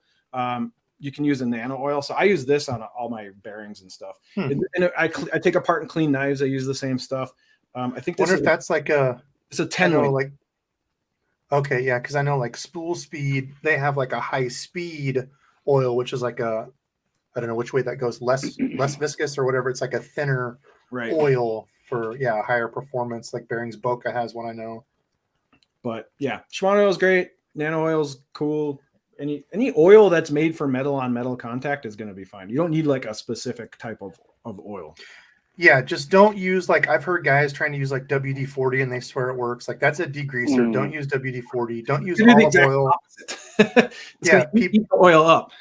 Yeah, people have told me they use like olive oil and like other things. I'm like, that's like some people have said they've used car oil and it worked. Like, a 30 WD-30 or 40, whatever it is. Like, yeah, just don't get into that. Just use buy a little one. They're not that much and they'll last you a super long time because you're using small amounts, like real small amounts. And the only thing that I can recommend on this topic is if you're going to do it yourself, just make sure you have a Debo in your back pocket to be like, hey, this doesn't work anymore after I tried to fix it. So he hands me a can of a bowl of parts and a broken down reel. He's like, can you fix this? Yes, I can. Always take apart the reel and lay the parts out in the order that you took them apart, and then hope you never bump the Yes. table. Yes. Hey, Debo, here's this bucket of parts. I tried to screw this one screw in and the entire frame cracked. What do I do now? That's funny. Nick, oh my gosh, Nick, I can't believe I missed this. Holy crap. Nick Rodriguez with the $10 bomb. On the disclaimer, dude, he's got the Debo Dizzle disclaimer gone. The Dizzle always reminds me on one hashtag per person. Hashtag must be all caps. Actually, it doesn't have to be, I don't think. Must be present twin, must be the lower 48. All prizes will be substituted only for a gift card online. Oh my God, dude. You are awesome. This is why I love my Fishin friends. I will drink to that, brother. That's awesome. I love it. Hey, Walter Debo, real has a quick, can we question get for you. a fudge Yeah. stripe update here shortly? Oh man, yeah, I actually need to do a video on it. So old Fudgy, I don't know. I should just Oh, post this Lord. on Instagram. Oh, Follow God, me here we go. on Instagram if you don't. I'll show it here, but I'm not sure it's going to turn out very well. Oh, Lord. So Punch, do you Go want full to take screen. this one, get that up? Yeah, I let's will. talk about that. Yeah, So yeah, you all can read it. he's talking about the MQ body, not MY. That's a typo. So Daiwa, I got one right here actually. Shocking, right? Is that the Procyon no, this is the new one? ballistic. Or? This is the ballistic. Oh, So MQ is for monocoque. So basically, Daiwa years ago, the last generation of Exist is when they came out with the monocoque design. It means that the body of the reel, this whole part, is one piece. It's not a two piece. It doesn't like split down the middle like most spinning reels. Now, the reason for the one piece construction is because they can shove a way bigger gear in this thing. And so bigger gear means smoother, more power, bigger surface contact area for the teeth to interact. So it's overall a more like robust and powerful reel, and it should wear slower. So the downside. Oh, go ahead. Does that still have the side plate that you take off to service, or how do you get into it then? Bottom. Oh, interesting. Okay. Yeah. So and then Shimano has a special tool to get this disc off. So you can't just pop this disc off with like off the shelf tools. They have like a special thing to get that off. But if you need to get, I just don't clean any of my spinning reels. So there's pluses and minuses. So in salt fishing, monocoque reels have been around for a long time. You ever heard of Van Staal? Like they're this high end. Yep. So Van Staal's done monocoque. Like it's not anything new. It's just that Daiwa had the monocoque in the Exist, and now they're bringing the monocoque design down through the product line. So last year they dropped the ballistic with the MQ.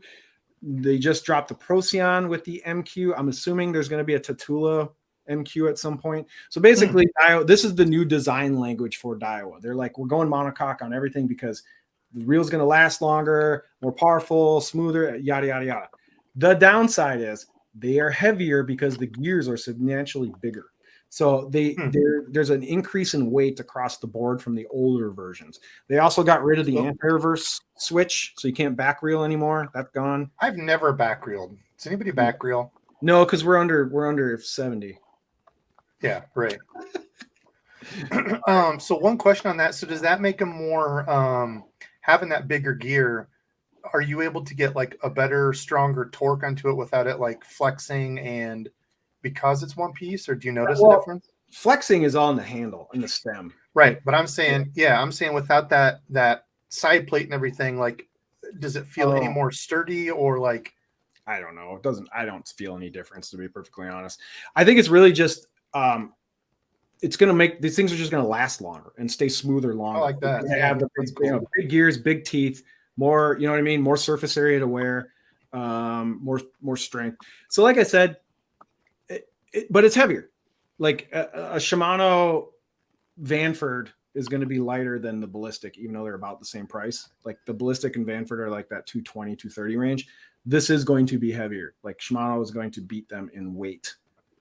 But, you know, do you like this or not is a question that you got to ask yourself. But you have a choice. Shimano's like Daiwa's all in on this monocoque. Like it's the thing now. I like it. Daiwa's all in on a monocoque. Let's see. I'm pinning some comments. I'm not ignoring you guys. Looking over here. Mac is the this or that king. Mac, appreciate you joining, brother. FG or Albright? I'm an Albright guy. I think it's the best knot. Easy, quick. I can tie it in like 30 seconds. Should I time myself? Maybe a minute. I would say under a minute I can tie it for sure. I use the FG knot if I have time to tie it ahead of time. But when I'm on the boat and I'm out in the lake, I'm not tying the FG knot like mid fishing session. I'm gonna. What do you tie then if you're out? Depends. I usually I use. don't wear them. I'm not old enough yet. Are we doing connection knots? I'm probably using. Yeah, braid to leader. I use the Royal Polaris knot, but I think that's pretty close to the Albright. Like I think it's all basically the same thing. I'm probably gonna do like a knot that isn't tied correctly. Get out onto the water, break off, try a double uni, not be able to get it, and then just throw straight braid. Straight braid. I remember that one day in the wind, you were getting. Shut up. Randy was. You want to talk about somebody that was triggered and pissed, dude? Randy was about. I thought he might like sharpen a stick and spear me. He was so angry trying to tie a leader knot in the wind. Yeah, so I just looked. So I call it the Royal Polaris, but it's the same thing as an Albright. So that's what I'm doing. Yeah, I'm really okay. liking those two. Yeah, those are, I think, awesome. And the real let's see. this Well, I or started that one. is the real this or that on that last one about the scissors is a Barracuda scissors. Those little blue ones, Debo. Yeah. Oh yeah. God, They those work. things are amazing. If you guys can find them, Walmart has them for, God, I want to say less than $10. Amazon has them on sale all the time. I've gotten like the little Barracuda braid scissors. I've bought them for like $120 on Amazon, and I buy like 10 of them. No crap. Wow. Yeah. So because I lose them. Randy keeps me stocked up. I lose scissors all the time. I don't know how, but so the Barracuda scissors are really popular with salt fishermen, not so much inland. Like if you go to salt people, they all have Barracuda stuff on there. Really? Like they're really big in the salt world, but freshwater for some reason they haven't really like gotten popular in. I don't know why. They're one of the pairs of mini, like a small set of scissors that for whatever reason they hold up very well. The actual edge itself. A lot of the other smaller scissors that I've found have a pair right here. Yeah, those exactly. That's them. Yeah. They just those hold up so much better than any other pair that I've like come across at all. I know Debo likes to make fun of me for having a handy pair of scissors with me, but so and I would say cut in the back. I know some people have said, "Oh, they don't cut braid," and one person was showing me. If you cut toward the tip, I think maybe because I have had some bigger fluorocarbon knots, where it can kind of feel like they're weak, but just like make sure you always cut in the back. And I say, yeah, like Punch said, you can get them for cheap enough. I think our Walmart had them for $5 when Randy and I got them. You know, they're cheap enough that if they go bad or lose their sharpness, just buy a new pair. Don't hassle around with trying to, because I think those have like the serrated teeth, right, on one side. Yep. Yeah. So don't want to mess with like trying to sharpen them or whatever. All the way, or is it just the one side? That's on both. I think. Oh, is it okay? Yeah. So don't mess with trying to sharpen. Just buy a new one, or use your pocket knife. You don't have to buy fishing scissors. There's there's a guy named Austin Felix who fishes on the Bassmaster Elite. He's like a kind of a legend around Minnesota. Everybody knows him. He in one of our Minnesota groups, he posted that he goes to Walmart and goes into like the arts and crafts section, and there's apparently some like really good scissors that is like Fiskars, all this fishing stuff, like $1 at Walmart. Fiskars are amazing. Yeah, that's what my old lady has. Some of those. They are nice scissors. Yeah. Okay, man, we've got tons of questions. I'm trying to pin some. Okay, so I use Lucas Reel. Yeah, I was actually going to say that when Punch was showing that. They have a number of applicators. I haven't used them yet. Punch, have you? Yeah, a lot of there's Real Techs that they love the Lucas. That's all they use. So Lucas is like, is okay, good. Yeah, I know they came out with like a whole thing of like your drag grease, your oil, and everything. I wanted to try them, but I don't. Trey, like we said, they last long enough that Trey Harple, who's like a really kind of well-known Real Tech guy on Instagram, he uses Lucas. That's his thing. Good. That's good to know. Yep, regular speed oil. Yep, makes great. Okay, that's good. Let's see. Let's go to. Ooh, that's a good one. That's a very good point that people don't pick out enough. Yeah, the math. Inches per turn or gear ratio. Yeah, because it's going to depend on the size of the spool, how full that spool is. I honestly will just look at a generic gear ratio, and then if it's for something specific, I'll look at the inches per turn. But like spinning reels, like if I can get a spinning reel, if I want a little bit faster when it's got the same size body, because a lot of them will have the same size body but a bigger spool from a 2000 to 3000. I'll get the quicker one, like if I'm wacky rigging or whatever. But So I don't do the math on that. I don't know. yeah, normally I don't. I mean, I'll just get, but that's a good point though, because you might get some brands will have like different spool sizes where their 7 might be like a 6. No, You know, if they're yeah, really absolutely. Yeah, adamant you're about getting the same inches per turn as a higher gear ratio if the spool is a different ratio, like a size. Yeah, absolutely. Yep. Austin, hollow body frog or soft plastic toad? I am more of a hollow body frog guy. Yeah, I hollow would body all the way. throw those all day, every day. Dizzle? Agreed. Hollow body. Really? I thought you were used gonna to say like. the other way. You fish the I toads u- a lot. Yeah, I used to use them quite a bit, but I haven't really used them with any type of success recently. Let's see. Oh, I was going to show this real quick. So, fudge stripe update, and this will be in the video.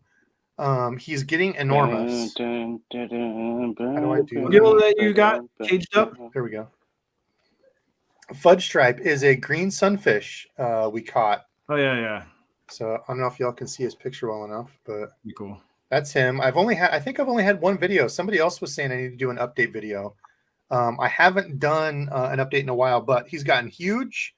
Dude is growing. I put some minnows in. So Greg, actually, when Greg and I were out ice fishing, he gave me some of his little rosies. I'm like, these will be perfect. Tossed him in, thought he would eat them. Like, as soon as I threw him in, he went right up to him like, hey, this is my place. And then was like scared of him. It was really weird. And then he wouldn't eat. I couldn't get him to eat for the first night they were in there. Hiding. Somebody was like, and I thought of this after I did it, because if you guys are into tank stuff, I've been on an aquarium co-op kick at night now. I watch this channel called Aquarium Co-op and go to sleep too. I have seen that guy. He's like it's a big shop, right? Like he has a big giant shop. Yeah, he owns a shop, and he started YouTube like 8 years ago and like kind of blew up with YouTube. It's just a cool story to listen to how much he's put into it. He did a live talking about like his story of work. Dude was working like 80 hours a week to like get his store to work and like doing YouTube. It's just like I love hearing stories like that. But anyway, him and his buddy Dean do like these fish room tours and adventures, and they went to like Peru. Really interesting. Anyway, watching that, they talk about quarantining fish, and I think Frank and gosh, who was it? Was it Usama? Somebody else who's the other tank person. I'm sorry, I don't remember your name. But they said, did you quarantine the minnows? And I'm like, no, I just threw him in. I thought he was going to eat them. So I'm like, I hope he didn't get worms or something, but now he's finally eating again a little bit. And I don't know, but yeah, he's a monster. He's cool. Coolest fish I've ever had for sure. Chris Russ said that you should, I believe it's Chris Russ, custom line of fudge stripe lures. I'm good at, so he's really hard to get a picture of. I need 2 people because he'll eat out of my hand. What's that? You're gonna paint. Oh, you mean wait? Are you talking about painting that fish? Yeah. Painting, like not chopping him up and using him as lures. But that fish will be his muse. Like you should. Yeah. Okay. So yeah. I don't even know where I was going. Yeah, poor fudge stripe. Yeah, he'll be one of those. We'll 2 people. Two people to take a picture. Yeah. Oh yeah. So I can feed him out of my hand, and he's really good at all that. But as soon as I try to do like this and anything, he gets all weird about it. So I need to get like some good up close pictures. I'm sure I could set my camera up and zoom in, but anyway. So yes, fudge stripe is back to going well. Thank goodness. I took those minnows out, I was gonna say, and now he's eating. Yeah, they weirded him out. He was not having that. I thought he'd just attack him and kill him if he didn't eat him. Did you try to show him by eating a minnow and letting him know they're okay? No, Stubby Dog probably would have though. Stubby Dog the other night. Where are you, Stubbins? Yeah, what'd you do the other night? Oh, Stubby Dog. So I told you all about the update that I had to put in drywall screws and secure our trash can to the wall because he's been known to tip over the trash can. The other night, he was like up on one leg, up in it, licking a mac and cheese container. The girls made one of those little round mac and cheese things. What are you doing? He's a trash digger. Yeah, he's usually not. He's usually really good with stuff, but got into he's trying to get up on my lap. Chris Russ said, film it and call it 2 guys, 1 fudge stripe. Oh God. Wow, that's a callback. Yeah, Those kids who don't understand that internet reference, don't go look that up. don't go there, anyone. That's Ian, a good, 10-year-old internet reference you do not want to search for.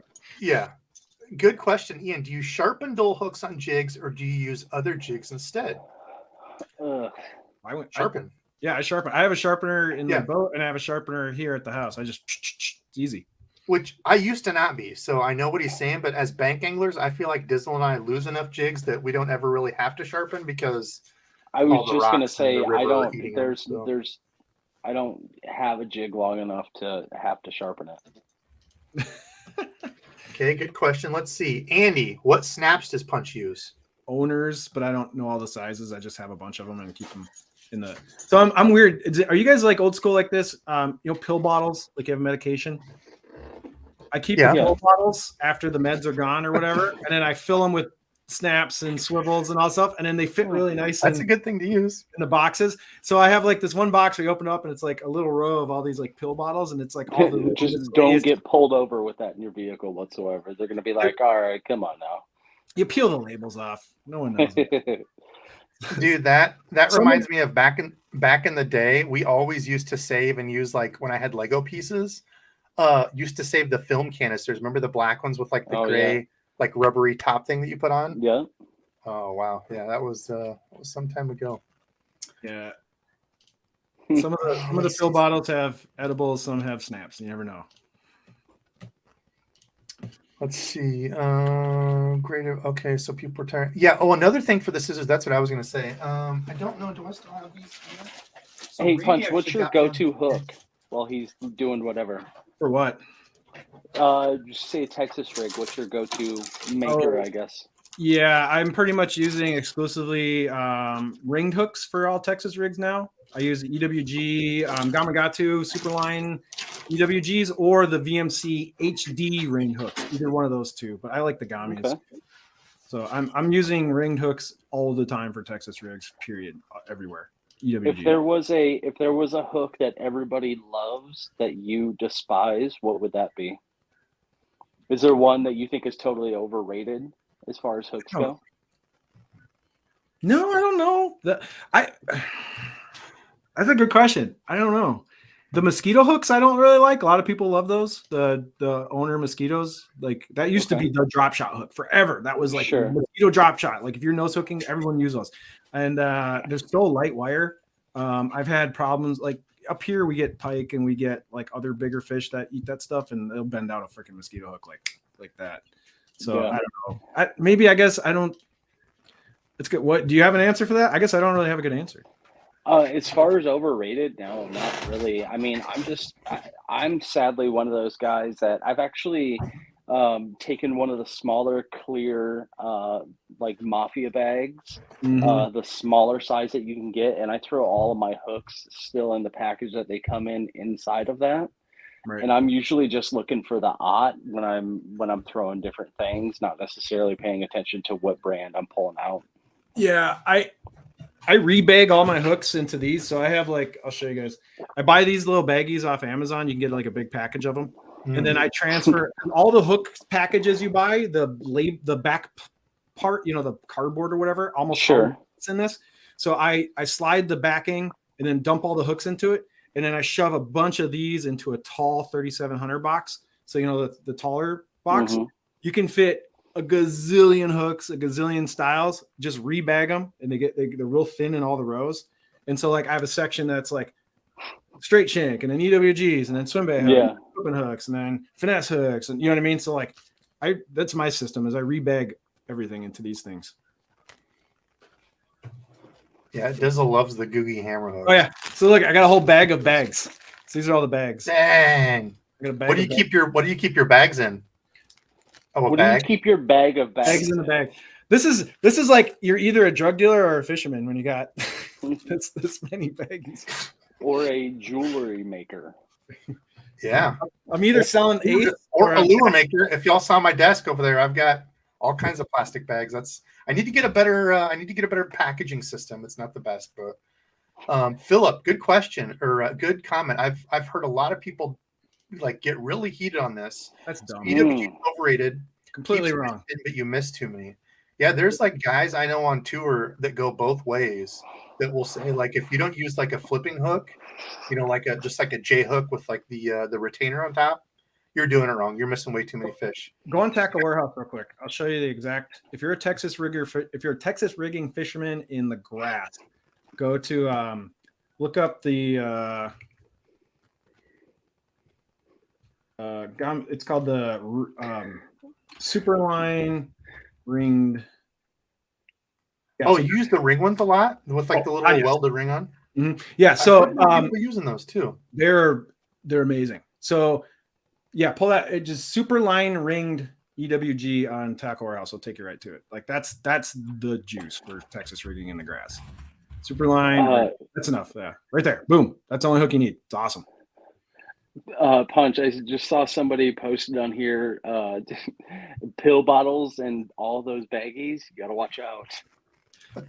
That's what Nick said. Yeah, you better watch out. Yeah, or we can have a good time. That's true. Yeah, that depends. Oh, that's another good one. Yeah. But yeah, I stick my hooks on safety pins. Yeah, I have seen more people doing that, Cody. That's so. Let me try to talk you into a ringed EWG. So when you have a Texas rig, I actually throw the EWG on Carolina rigs now. Or the ring, I throw the same hook on Carolina rigs too. So when you have the weight movement, yeah, when you have the weight and you have that hook, you can literally just like dangle it and swing it around. It's like a swing head, right? It's like always moving. Mm-hmm. When you set the hook on fish with these EWGs, the hook penetration and the placement is amazing. Like it almost brains fish like right through the nose, and it drives it right like.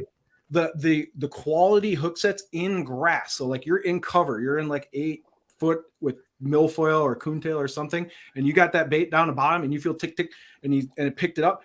When you lay it into there, that fish is not coming off. Like the amount of lost fish when you switch to a ringed hook is way lower, 100%. So don't sleep on ring hooks for flipping grass. Because the bait has so much freedom of movement when it's that's down in the grass. That's what I've heard from the guys. Yeah. Talking about it. The movement. Seth Fighter, he only flips with ringed hooks. Huh? Yes, I don't remember who that was. Was it Rich? Maybe Rich too was. Oh yeah, that. Everybody up in the North Country is all in on. That must have been what it was. Yeah, Rich. Ring hooks are the thing up here. I think a lot of times people do, Nick. Yeah, Nick says, I feel like people make hooks overcomplicated. Yeah, me and Dad with like a regular worm hook, a Gamakatsu worm hook caught so many fish. Like even on stuff that we shouldn't have been using them on was just like, oh, this is what we got. We're using it. But if I could only have one, I would just like a 3/0 EWG. Yeah, those ring hooks do interest me. So someone asked if you could just throw a ring on the hook and make it that. The ring on the ring hooks are like welded. It's a smooth all the way around. So you could throw a ring on it theoretically and be fine. Question. Not the same. If you guys got another question, I'm going to go grab this, or you guys can talk about it if you fish lipless. I know, Randy, you do. Punch, do you fish lipless much? I'm not a lipless fan. No, not at all. I got 2. I have them. I throw them, but it's not definitely not in my like starting lineup. So what's your springtime go to? So a lipless for me is either early spring. Ice is just out, and I find that line in the water where the grass was or is, and then again winter, or I should say fall going into winter. I hear you.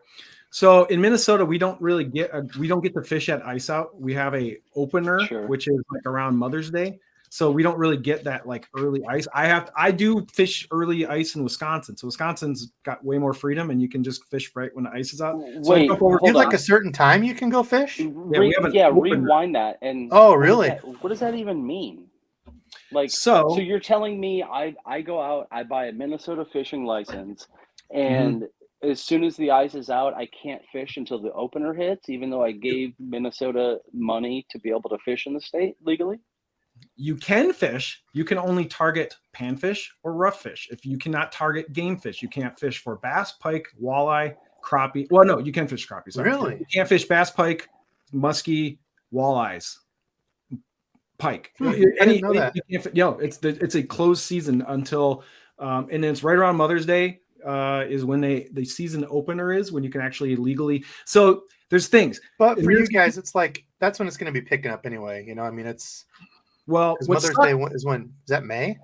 That's May, right? Yeah, May. Yeah. Like first week in May usually. So like, what sucks though, what a lot of people do is they go crappie fishing, quote unquote, for bass. So they go out with their spinning little rod, hair jigs and stuff, crappie lures, little micro cranks or beetle spins or whatever, and or Ned rigs. You know, Ned rigs catch a lot of crappies. So you got a lot of guys out who go crappie fishing, quote unquote, and go fish largemouth like illegally. I didn't realize that. I thought that was. I know Canada has that where they have like the seasons. Like, so I didn't know that was a Minnesota deal. So here's what's fun: North Dakota, South Dakota, they got rid of it. Michigan got rid of it. Wisconsin recently got rid of it. Minnesota still has it. That's what you get for being a Gophers fan. Okay, so I got these. So I've only fished the hard, which it kind of confuses me because the hard knock I would think is the hard knocker. But so I've fished the hard knocks. I like the booyahs. There's a number of different liplesses, but I want to try these one knockers. So it's like the 2-tap tungsten type deal with the red eye shad. I've not put these in a lot, but I know there's people that talk about this one knock. So this, it's a pretty subtle. It's not super loud. People say this mimics crawfish more, whereas the hard knock, like the beepier sound, mimics bait fish more. I don't know how true that is, or if this is just going to give it a different sound. It's more of like a deep thud. Yeah. I don't know. I haven't messed around with them enough, but I did get some of these. I like this white bone color. It's got kind of like the crackle red on the belly. Of course, your Rayburn Reds for spring. As long as I knocked red lures, they do kick butt in spring. And then, of course, you got to get a purple. This one they call Sunset Craw, which I'm in love with. It's like a purpley pink. You know, I'm a fan of purple. So that's mine that I want to work this year is the one knocker specifically. I don't know. Have you all had success on the one knockers? I don't own a single one. All my lipless are Lucky Craft for the most part, the LV 500 and stuff. Yeah, I've not got a ton into those. That's more of a jigging style, right? You almost fish it off the bottom more. I know a lot of guys do with those. You can. I don't think it's really any different than any other. I mean, they do make some that are a little heavier that are for getting down there, but like because they have. I know those have like a smaller top to them. It's more of like a tight. It's not as like a a red eye or more of a banging into stuff. Yeah. Let's see. Let's do a few more questions. Well, I can't believe we are almost up at 2 hours, dude. This has flown by. Punch, thanks for joining. So for anybody that doesn't know Punch has a YouTube channel. Where can they find you? What are you doing in the socials and all that? Where are you at? I'm only on Instagram. Well, yeah, I'm only on Instagram at Punch Fishing on Instagram, and then I have a YouTube channel. I haven't posted a video in like 2 weeks because I don't really want to. but I got a lot of stuff. It's tough. Yeah, it's tough this time of year. Daniel, here's a good one. I was like hearing this. So jerkbait, I don't consider myself like a good jerkbait fisherman, but I really like jerkbait fishing. Ooh, I don't consider myself a pro at like a frog. Like I feel like I'm a pretty good frog angler. Jerkbait, I feel like I'm still learning. What Punch? I'm sure you fish a lot of the clear grass lakes. Yeah, so in Wisconsin, clear water. In Wisconsin, most of the lakes are really clear. So there's two schools of thought. Oh, clear water, you got to throw something a little translucent and a little more natural. Like you want it to kind of blend in a little more. Some people think that's the normal way of thinking, but some people also go, you should go super dark color on and clear because it stands out more. So that silhouette from below. Yeah, there's two schools of thought. Right? Some people are like, everyone throws super clear and translucent, kind of like natural looking baits. And some people throw the darkest, most standout bait in clear water. The fish tell you like they can change day to day. So like I've had days where I've had one day where I'll go out and throw like a sunset teaser or like some like really kind of like clear with pink and yellow and it gets smashed. Then go out the next time and they don't want it. And then you switch to something that looks exactly like a perch, and then they'll hit it. You know what I mean? So I don't think there's like you should use this color for this situation map. I think just use a confidence color. If they are not into it, switch color. And if they're still not into it, they're probably not hitting the jerkbait.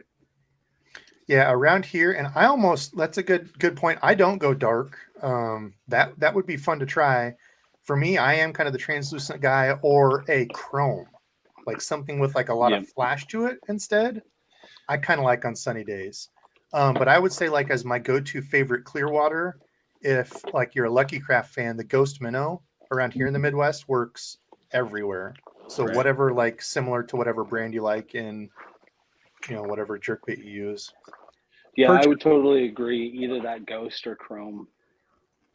Perch is a big forage up here, so really anything that looks remotely like a Oh. perch is kind of a go-to for all times of the year.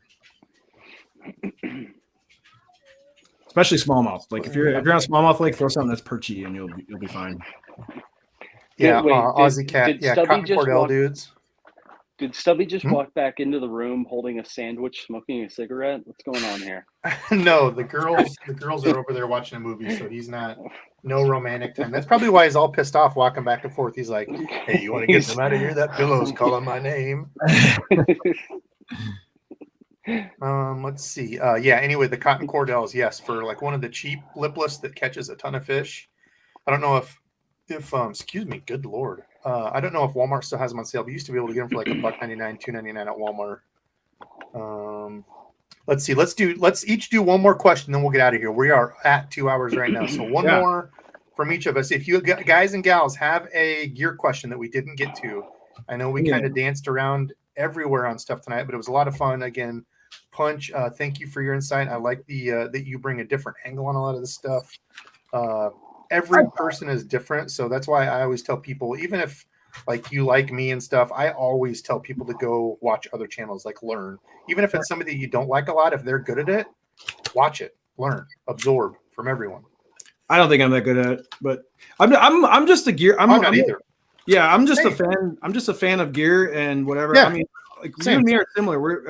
All of us, we're just working stiffs who like to fish for fun, right? I'm not a big tournament guy. I'm not trying to be in the industry or make a living doing any of this stuff. It's just a hobby. So this spring, I'm super excited to flip this thing. This is the new Shape 108. I got some of those too. Yes, but the 108. I like the color though. Like I love this. Yeah, that sapphire. I got that. Did you get the 4-inch on that one? Yes, I can't wait to flip. Yes. I can't wait to flip grass with this thing. It's very throwback. It's very like 80s. Yeah, dude. People usually throw. That's what I tell people all the time. Is that? Oops, sorry, I didn't know I left you on Home Alone version. Yeah, I got the exact same one. Yeah, this blue sapphire. Oh, we bought the same one. Color. That's what I said. I said, yeah, I picked up that exact. Yeah, That's it so used funny. to be the color, dude. Yeah, when I saw that, they call it Labatt. Labatt blue. Yeah, Labatt. That's got to be a reference to the beer, right? I would think so. It's a good name. I like it. So when I saw this, I go, okay, it's bright blue, tons of flake, and it's going to be perfect for flipping Texas Ring grass in the spring. I'm like, hell yeah. Yeah, I've got. I hate this packaging though. This packaging is not great. Dude, I don't mind their packaging except for the staple. I've cut my thumb on the staple, 2 of them. The staples are annoying. And then this thing, like that falls out. Yeah. Not that it matters. I don't really need that piece, but it goes like that. Yeah, mine did that too. Where'd Randy go? Oh, bye, Dizzle. Emergency. Maybe he had he had to go pee probably. A bio break. But what also I like in the Shape is they have the small one I got, this little 3-inch. This is going to be good for finesse jigs. Yes, I thought the exact same too. I got some of those. So this is, I'll show it since we're talking about it. So there was a couple people that were saying how much they like the War Eagle finesse jigs. Of course, Dizzle got me addicted to those as well. We like those, but I got the not mini D chunk. What is this one? Oh, the chunky D. Have you got any of these yet? Yeah. No, but I want to. They look pretty good. That looks like a good flipping bait too. Like I would flip heavy. Yeah, this alone, it's not too big. I like it's kind of compact. It's maybe right at 3 inches, I would say. And that's it on the back of a War Eagle. It looks pretty good, actually. So yeah, chunky D. All right, what do we got for questions? Did y'all get them in? Let's each pick one. Oh yeah, clown is a really underrated color too. That's one of my dad's favorites. Clown is so old school, man. Clown was like clown used to be the pike bait. Like everyone threw clown. Like if you want to catch pike, you throw clown something. Clown is definitely that like chrome chartreuse red. Because dad's a big fan of that. When I was painting him crankbaits, he's like, I want that bright. I like a couple of those with that bright red head, like the clown. Yeah, red and white. Okay, perch. I love perch fishing. Perch baits. Randall Pink Floyd said the perch bait's underrated here. Okay, what do we got for questions? Each one of us tackle one, then we're getting out of here. You better get them in. Okay, here we go. Chris is mine. My boy Chris, another Iowa guy. Favorite spinning rod under 175. I wanted to pick this one because Punch can probably add to it. I don't have a ton of spinning combos. Let me. So far, my favorite. I like that Bass X minus the nut deal of it not tightening, over tightening. No, I liked it, dude. It had I thought it had a good action on it. My favorite of all time is my old XT, 7-foot medium Daiwa Tatula XT. Go pull up Tackle Warehouse. I'll show you exact rod to go buy. It's awesome because I've had one for years and I still love it. So go to type in Daiwa Tatula, but you want the corked version. Oh, yep. That's one of my favorite old school casting rods is the Tatula. I'll just go this. Yeah, so it's Tatula, but the cork handle. And they actually have them in stock right now, which is great. 80, I think. That's why there's like a bazillion. Yeah, right there. So scroll down. There's a 7-foot medium. Oh, damn, that's the one that's out of stock, of course. They've got a medium light though. Well, so that 7-foot medium, I've had that rod for 4 years, something like that, and I use it all the time. It's awesome. It's like I've got a whole caster one that. Yeah, they're nice rods. You have a hard time finding a rod that's nicer than that at $150. It's super light. Okay. It's extremely durable. Like it's got a really, really good like finish on it. The cork handles on it are just that regular Fuji cork handles that are great on everything. It's balanced super well. It's strong. Like I've had I've like cooked carp on the river with it, and you know what I mean. It's just a really good value for $150. Those are badass spinning rods. Yeah, and the bass ones the casting ones are really nice. I love this contour here. Oh yeah, There's just a lot of companies that just screw this part up to me, but like how that like moves like out to the sides, I really like that on rods. Yeah, so if I was gonna buy but the problem is what you just saw. That particular 7-foot medium is really hard to find. Like no one ever has them. Okay, that's my question. You guys got to pick one thing. We're getting out of here. Yeah. I haven't, Brennan. I did a couple more. I had one earlier, but I lost it. There's one that Philip Creek Fishing says, what was your first I did that bass catch? Like the first time you picked up the bait and gear. I like that one. Ooh. Like I'm guessing he means like you're like, like you have a sense of finally caught one on it. Yeah. Probably glide bait for me, just because I have zero confidence in them. And it was just last year when I caught my first, or 2 years ago, might have been 2 years ago. I caught my first glide bait fish ever. Never caught one. So, I'm gonna go way back to when I was a kid. So like when I was a teenager, we bank fished all the time. But I had one friend of mine whose dad had an aluminum boat, and once in a while he would take us out, and it was like a big deal. I'm like, oh, I actually get to go out on a boat. I'm like 14, right? And so I had these spinner baits, and I was like so jazzed to use these spinner baits. I didn't really fish. This is like back in like the mid 90s. And like, I was so excited. I had this white spinner bait. We're on the boat, and I see a tree, and I'm like, oh, I've heard it. If you throw a spinner bait around trees, you'll catch something. Yes. I read in Fisherman magazine, and I was like, in Fisherman, like you throw at the wood, and I'm like, there's a tree there. So we go. Parker does it. We go over the tree. I took up my new white spinner bait. I fired it over there. Hits the water. First crank, big old bass. And I felt like I'm a genius. Like I knew it. I learned this from a magazine. I read it in Fisherman. I had the white spinnerbait. I saw a tree. I made one cast, and I caught I don't remember how big it was. It was over 2 pounds, but I felt like I was the shit. I love those moments. Yeah, when you're like, dude, it worked. I know this is supposed to work in these. Dizzle, how about you? What was your Yeah, I mean, it's kind of random, but it was a jerk bait.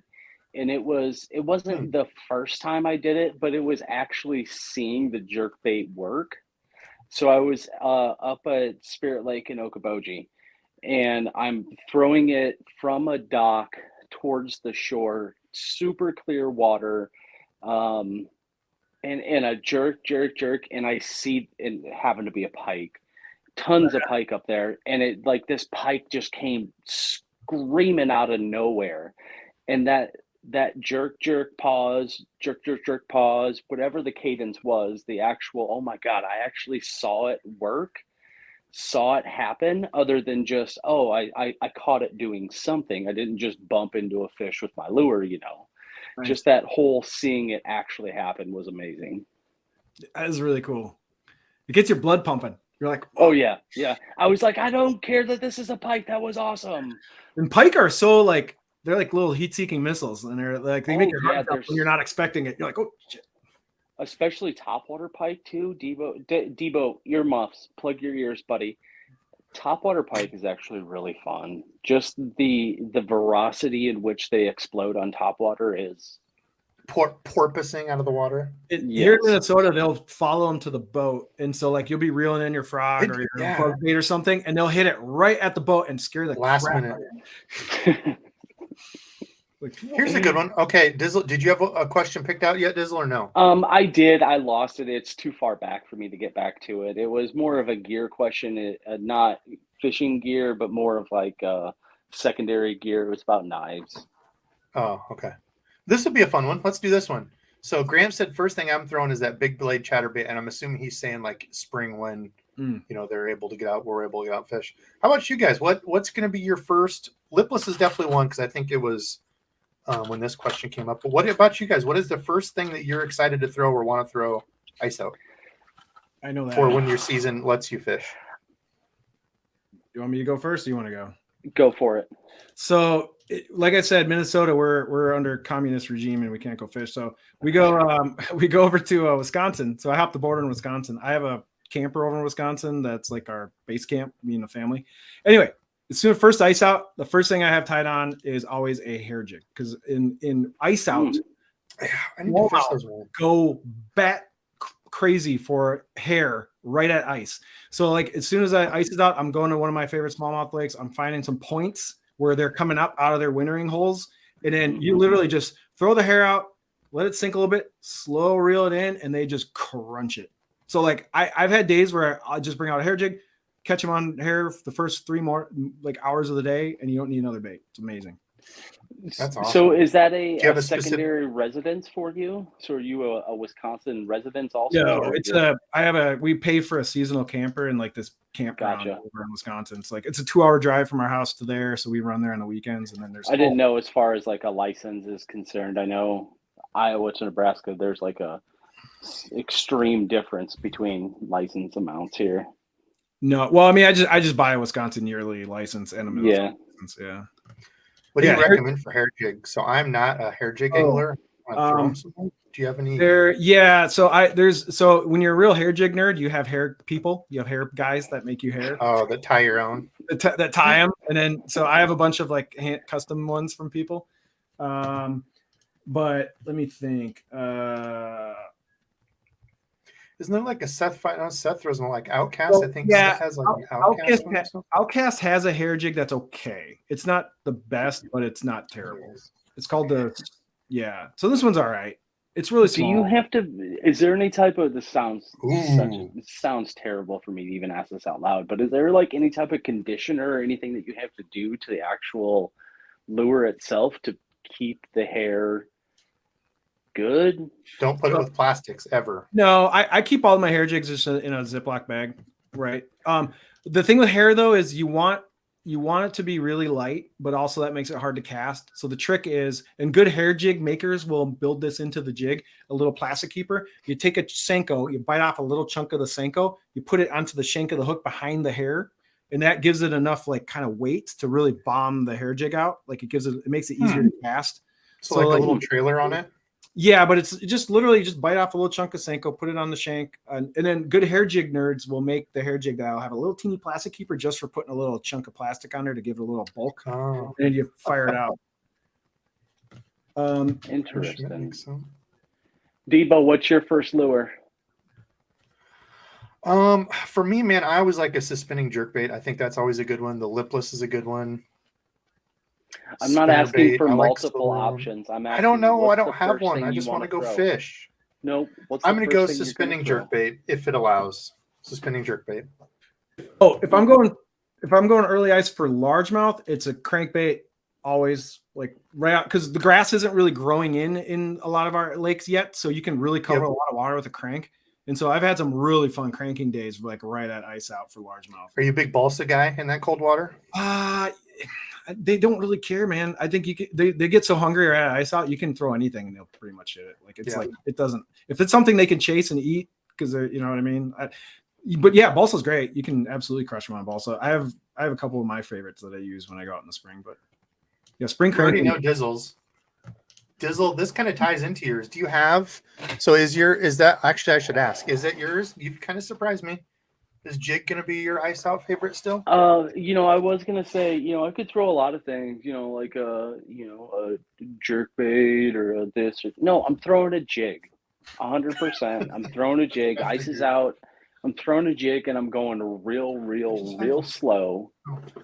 And how about this? So that's a War Eagle Dizzle with the chunky D for missile baits on it. Looks kind of cool, huh? I would probably trim the skirt up a little bit and actually trim the plastic up a little bit. I want it a little bit more compact.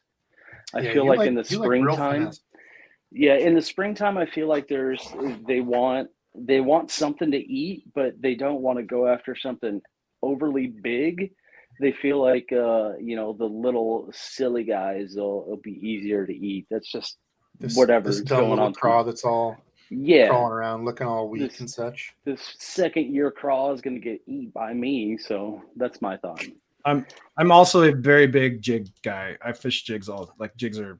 Oh God! Every frickin' guest we have. Oh, I'm just like you, Dizzle. We love jigs. Oh. Give me a half ounce jig all day, every day. All you fanboys, jig fanboys. Jeez, jigs are. I need to get Ish on. I need to get Ish on. As far as a dream rig, I don't necessarily have one. It's not like I want an XYZ reel and an ABC rod and things like that. I just want something that feels good in my hands. You would. I would love to give you my jig combo and let you play with it. Yeah. Yeah. There's just something about a feel. Your handle's on the wrong side, I believe, though, right? You're right-hand retrieve. Right. Yeah.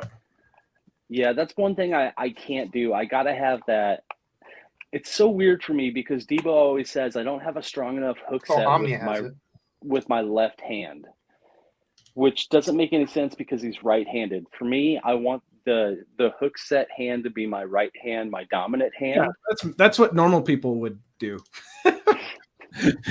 You don't have to defend it. That's the smart way to go. Like absolutely. Yeah. Us old school nerds that learned back in the day, which is funny that you've been fishing a long time too. I figured you would have.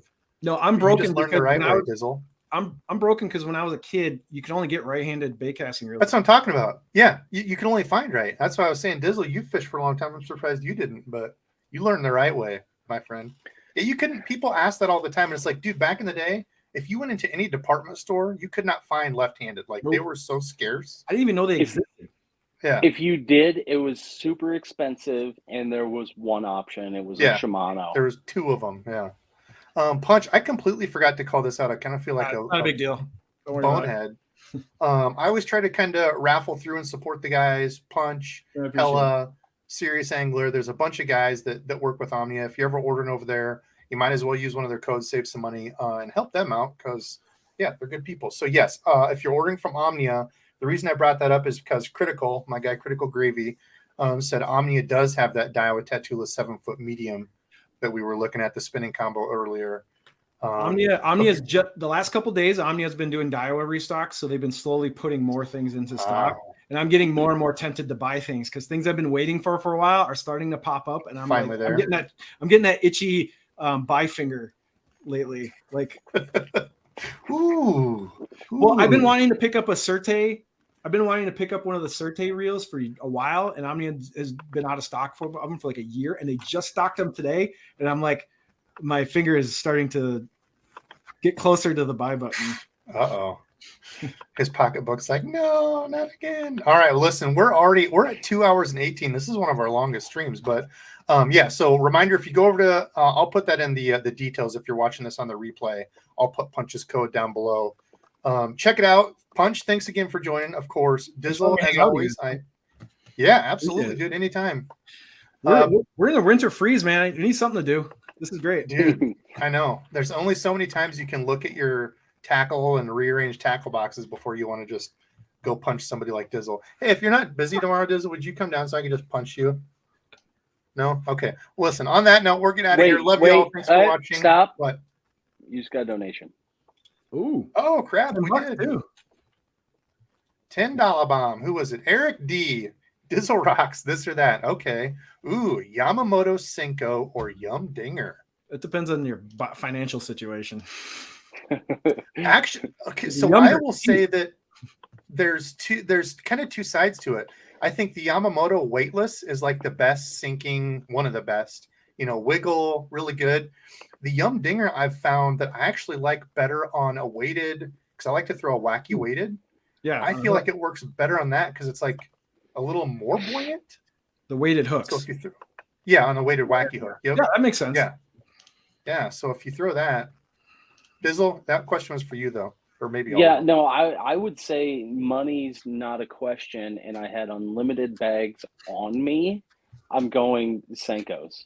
But realistically, I'm probably going to go with a dinger because I'm going to get more bang for the buck, and I'm not going to run out of the lure using a dinger versus a Senko. And Yum sells those mega packs with like 100 of Oh them. yeah, And you can get those on sale. Like you can load up on dingers and be pretty hmm. flush for a while. Here, you want to buy this 878 pack for 92 cents? Yum dinger. Yum Dinger. All right. Well, listen, we're getting out of here now. Eric D, thanks for the last minute $10 bomb. I appreciate you, brother. And everybody else, members, everyone, love you guys. We're out of here until next week. Thanks for watching. Until next time.